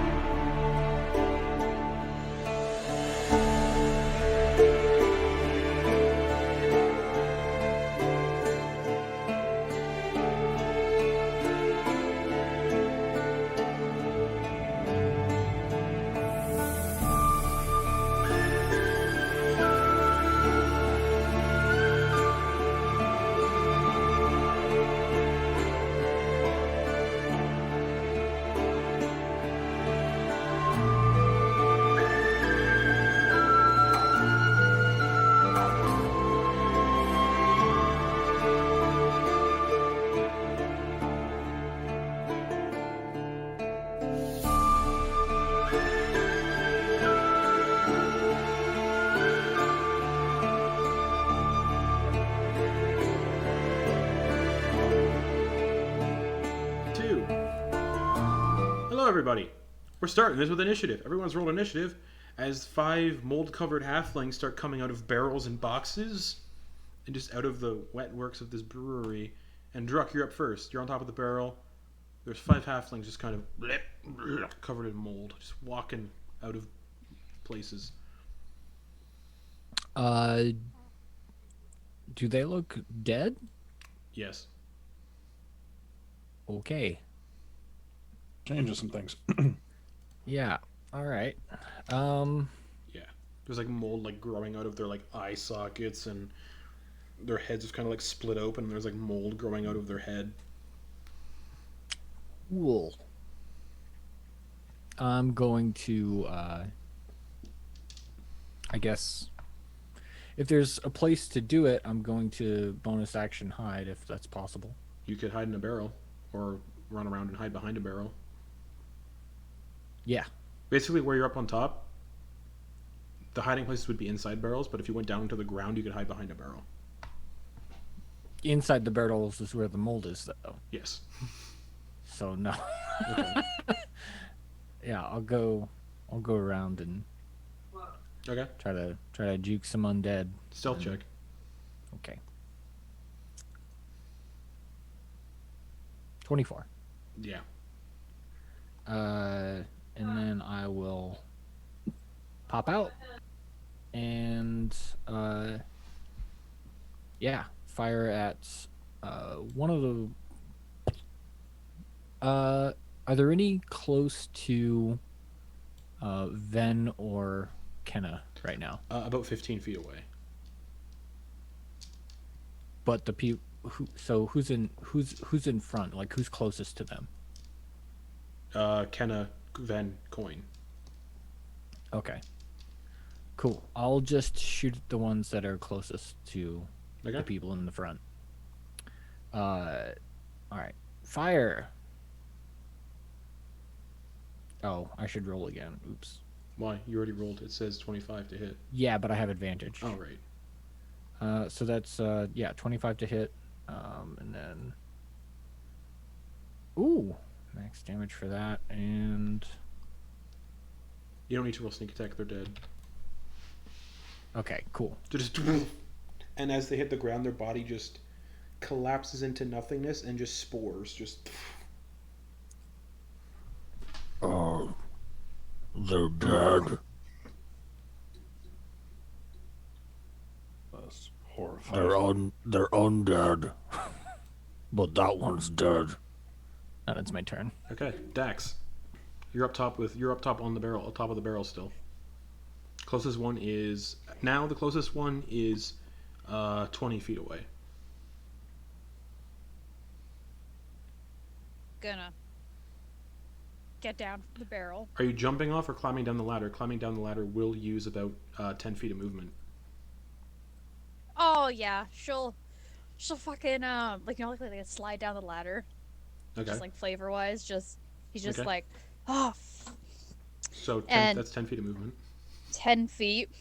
And as she gets off, you just kind of see her take, like she's putting the quarterstaff back, and as she does that, she's taking her great axe out. Okay.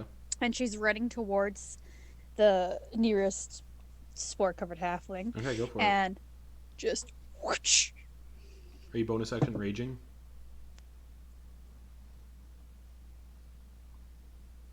Yes. Okay.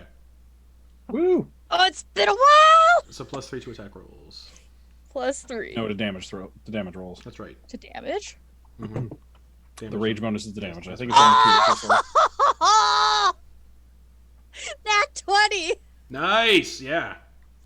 Boom. I thought these dice were cursed with my shitty ass rolls earlier. Holy fuck. No way. Yeah. Nat 20. Nice.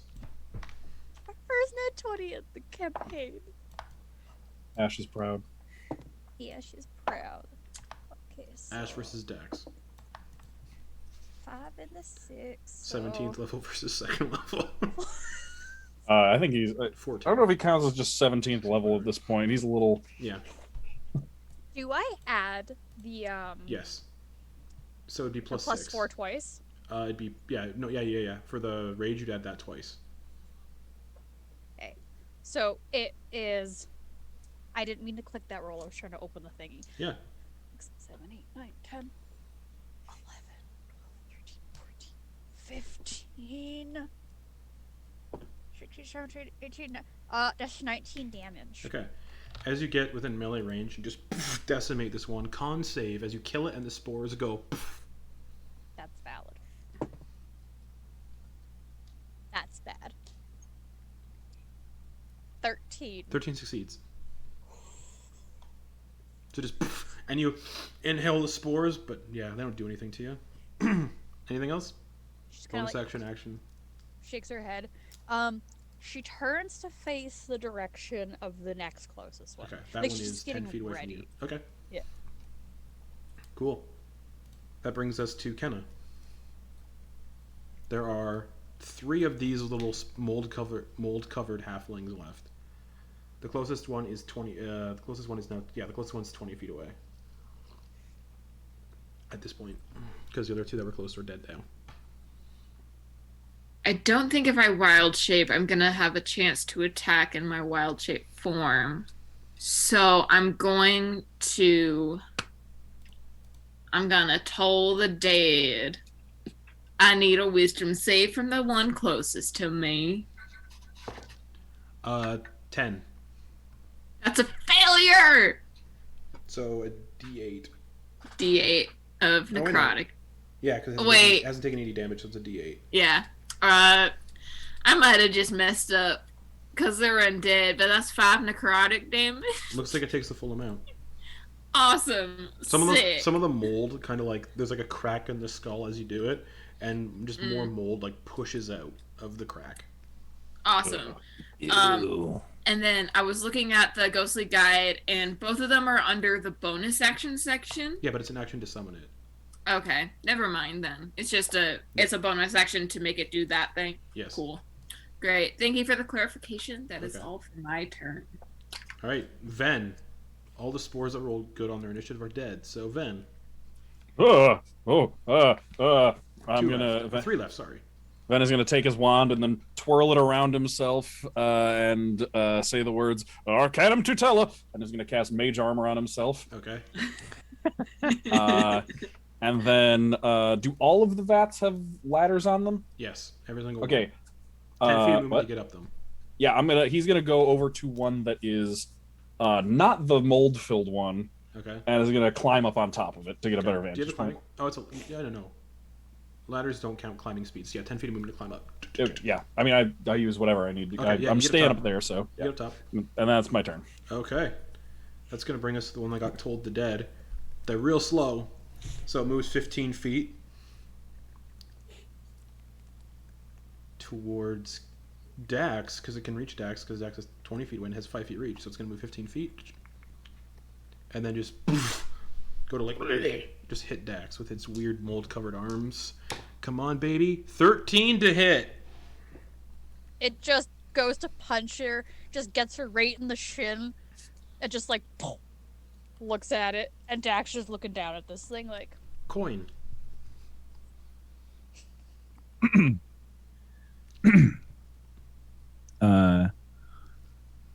Quoin rushes up to Dax's side Mm-hmm. and wielding the longsword. He's got the shield on the left arm and trying to come over the top with the longsword like a Zweihander, Okay. coming down in like a chopping motion on top of the little spore hobbit. Okay. And since I'm within 5 feet of my friend, I get advantage because it's Kobold pack tactics. Right. Yep. Oh, nice. That's right.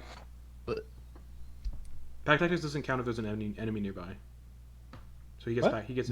I said pack tactics doesn't count. Oh wait, never mind. It doesn't. It's not negated if there's an enemy nearby. So yes, you get advantage. Yeah. Yeah. Like it. Someone made a weird face, so I was trying to clarify how it works. Oh no, my What I weird fucked up. face was for something else entirely. Gary, you've got a weird face. Yes. Yeah, I forgot Kobolds have pack tactics. Yeah. That's cool. Okay. Well, that's a real. Who needs flanking when you've got pack tactics? Exactly. So does a 10 do much? A 10 it just hits. Oh, baby. Okay. Well then. And because you're holding a shield, it is just the D8, not the D10. I was that holding it like a Zweihander was just for flavor. I know. And I appreciate you letting me flavor things. Where is my D8? There it is. Cool. New D8. New D8. Oh, okay, cool. So that is 8 total damage. That one gets just cleaved down the middle in half. Poof. And as it explodes into spores, I need Quoin and Dax to make con saves. On the table, con save, There's baby, just two baby. of these left now. What did Quoin get? 16. Coin's fine. The dice giveth and the dice taketh. Natural 1. Natural 1. Ooh. What does that bring you to, though? 6. You're poisoned for 2 hours. So You just see disadvantage on Dax attack. is just a coffin, but she just kind of like gently pats Quoin on the head, just kind of like a nice job acknowledgement. Poisoned. I already did it on your character sheet for you. Oh, thanks. Yep. Anything else, Quoin? So I used what Movement? was she like Action. 15 feet ahead of me? Yeah, basically. Oh no, that takes a whole action to do that other thing I was thinking about doing. That is all I currently have. Thank you so much. Okay. That's going to bring us to one of these other mold-covered halflings. Uses its full movement of 15 feet to get close, then dash action to get right up onto Quoin. And the one after that, 15 feet of movement, dash action to get up to Dax. 15 feet of movement. Bring us back to the top with Druk.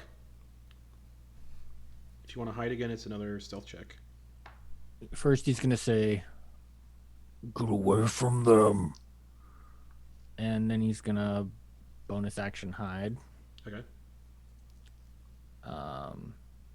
For a 21. Okay. And then he's going to hold his attack for when or if they break away from the exploding things. Okay. I'm just checking something because these things have blind sight.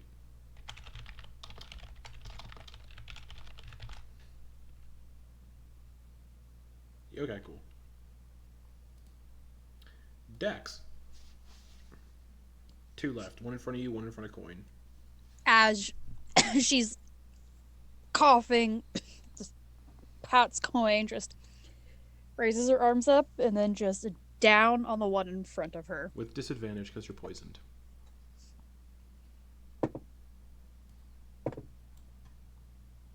Two 9s. So that is a... That hits. Like plus whatever you have. That It's hits. +6, yeah. Yeah, that hits. That is 10 total damage. 6 Cool. plus 4. That one is still standing, but barely. Oh, wait, plus my rage, so It's another dead. 2 on top of that. Sorry. It Sorry. explodes. Poof, I need Quoin to make a con save because Dax is already poisoned. And those are like 10-foot radius clouds, just so you guys know. Muted. Ooh, that is 6. You're poisoned for 2 hours. Dang! Anything else, Dax? If Quoin starts coughing, she just kind of tries to like pat his back, just kind of like, it's okay, it's okay. There's one left. All right. Anything else, Dax? No. Okay. Kenna? Alright, is the one I hit still up? Nope. Is the one that's up still has been Hasn't If been I hit can yet. words. Hasn't been hit yet. Alrighty then. If that is the case, let me just look at my new spells real quick. Sure. Yeah, definitely don't want to shoot a thing of or throw a thing of fire at this thing. So I'm just gonna toll the dead again. Yeah, exactly. Toll the dead. Natural 20 for an 18. Rude. So That succeeds. so no damage. Yeah. Anything else? No. All right. Ven, up on top of one of these barrels. Oh dear. Oh dear. All right, Shoot let's it with try- something. Well, let's try this and see if it works. Ven's gonna reach into his pocket actually and pull out. He's already got his wand in his hand. He actually pulls out very small, weathered, like almost like figurine symbol around a chain, like a pendant. The symbol of it looks like a small, like swaddled child with eyes that are glowing yellow. And he's gonna pull that out and then look at the one left and just quietly kind of bow his head down and then just kind of mutter to himself, Lord of the Dawn Life, smite those enemies that would harm your faithful, and then is going to cast Sacred Flame. All right, that's a dex save, right? Yep. 10. That fails, so that is going to be 3 points of radiant damage. All right. Doesn't seem to be vulnerable to radiant damage. Okay. Does Sacred Flame beam do him. anything different? I don't remember. It ignores cover is the biggest thing. That's right. Okay, cool. Anything else? Nope. That's it. All right. Back to Quoin. The one is right in front of you. It just got hit by a Sacred Flame. And it did nothing? It hurt it. Oh. The flames, they do nothing. So I'm going to, second verse, same as the first. Okay. Roll some attacks on this. It's just a flat roll, right? Oh, shoot. Yeah, I guess it is. If it's at disadvantage. Yep. Okay, sorry. I rolled two. I rolled them at the same time. So take the first one. No, I rolled them at the same time. Oh, okay. Roll everything. Sorry. Take the one on the left. I'll just reroll. Okay. Oh, piss! That is a 6. Misses. Spores got in your eyes. Yeah.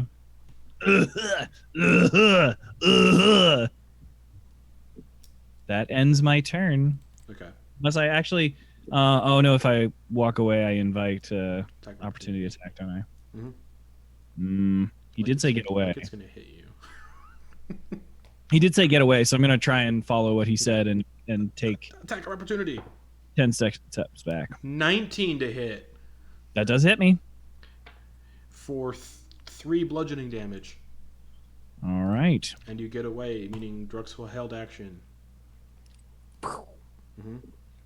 All right. Let's do that then. Just trying to pull up rules for blind sight right now because I don't remember. Okay. Can you sneak attack a blind sight person? Yeah, that's what I'm trying to figure out. I think because blindside has a radius. Yeah, usually. Drux's within that radius. A creature with okay. blind sight can perceive its surroundings without relying on sight, so no sneak attack. But you have advantage. But technically, fuck it, whatever. I don't care.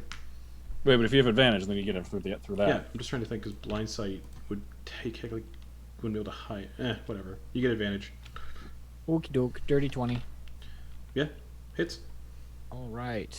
Let's do some damage. Nice. That's 12 total damage. It also just explodes into spores, but no one's within the radius, and the people that are already poisoned. So that is the last of these little halflings covered in mold, and there's no bodies left. Just mold spores kind of just moving through the air. Man, where do those things come from? Is there any way to clear this up? I worry for everyone. Very thick with spores.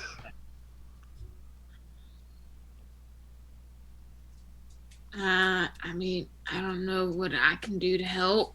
I'm kind of in. Truck is looking for a window or something. There's windows down here. Yeah, he's gonna start throwing up windows and The spores eventually start to Right. outside. Yeah. And you still see the weird man-made tunnel underneath the barrel, and the spore still floating in the pumpkin mead barrel. The big What? mold cluster. This is very strange. Yes. Yes, it is. Climb down from the vat I'm standing on top of. Those things were undead, right? They were dead, but moving around. It's possible that they weren't animated by necromancy, but rather that the mold had just taken over their bodies. There was another in the vat. Something else, not sure what. What was in the vat? Undescribable. Dax pulls out her quarterstaff that had part of the mold on the top of it that she touched. It's like a shimmering turquoise colored. Have I seen anything Nope. like it before? Cool. I know you're not of the plants, you're the animals. Yeah. Any plant I mean- cohorts of yours would know? I've seen a lot of plants. I've never seen anything like that. Nobody who what's up, deals Druck? with.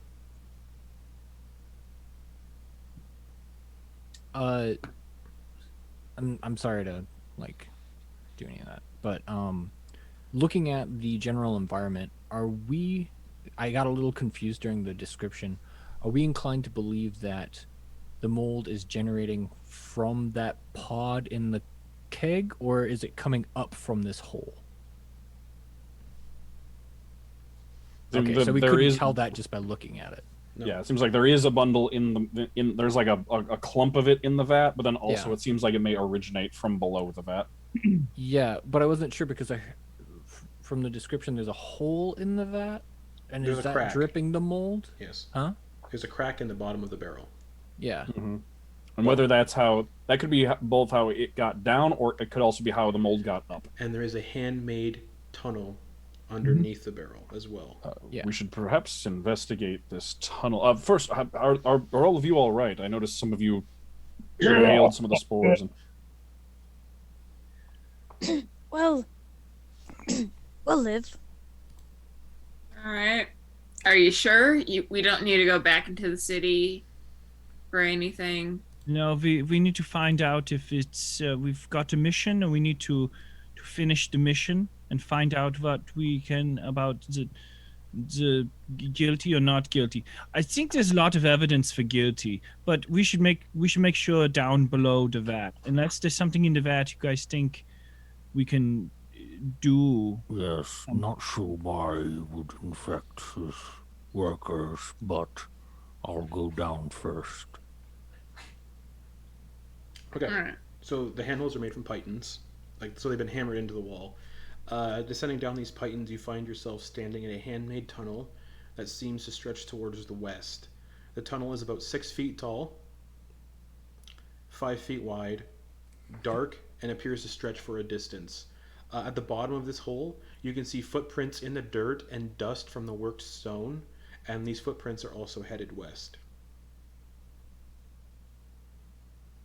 Are there spores down in this tunnel? Yeah, but they appear dormant and like dead. Okay. Druck will like kind of holler, whisper up. It's, we're good to go. It's clear. That's we're definitely going. And then So, so since this tunnel is 5 feet wide, I need a marching order. Before they go down, Dax would like to try to go with like the spore, the mountain of mold in that vat, Okay. and just poke at it more with her quarterstaff. Make an attack roll.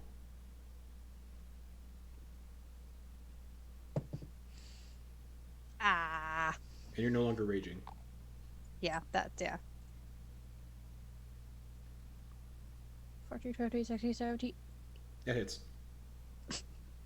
And she's just trying to see if there's anything in the middle. No, but roll damage. Oh no.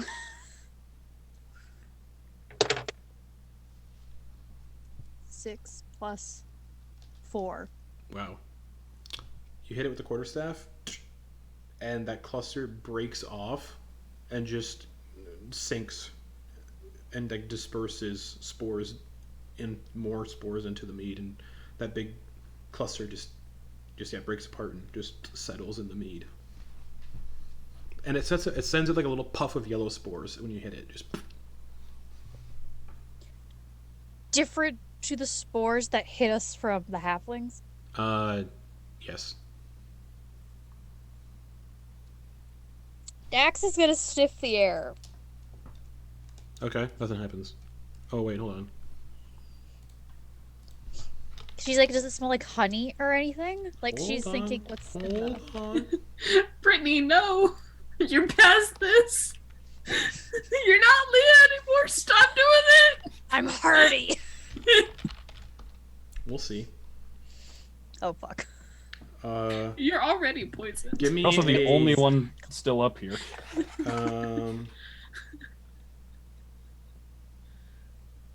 Which one is this? There's multiple. Oh. Yeah, give me a con save. Whew. Whip. 13, 14, 15, 16, 17, 18. You're not stunned. You would have been stunned and fallen into the barrel. So good stuff. Dax just kind of looking him there, and she's just kind of like, informative. Just puts her quarterstaff back on her back and just Okay. down. Okay. So what's the marching order in this tunnel? I think Druck's in front. Okay, and yeah, so just to reiterate, the tunnel is 6 feet tall, so Dax and Druck are going to be a little 5 feet wide, but it is pitch black, but because of the lantern, it's not. So marching order: Druck is in first. Who's behind Druck? Whoever went down next. Quoin would like to go. Oh, if he insists to go in front of Druck would let him. Is there the Kenna? Yeah. Can you make my helmet? Can you make it? Can you make me a lighthouse again? Yeah, I can make you a lighthouse again, and I'm gonna cast light on his helmet. Okay.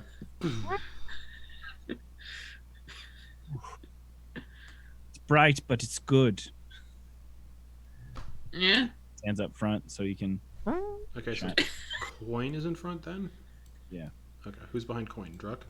Yes. Okay. Who's behind Druck? I'll be behind Druck. Okay. I'll be behind Ben. Okay. Makes sense because Dax was fucking with the barrel, so Yeah. Dax is in the back. Also, keep your tall people in the back usually. All right. So, yeah, you all can see footprints in the dirt and worked stone that go to the west, and you can't see the end of this tunnel. yeah, then we keep going forward. Yeah, everybody's good with just moving forward down a tunnel into one direction that the tunnel is going. Yes. Concerned about the city. Would we know, since we know it's west, would we know that this is heading towards the city? This is heading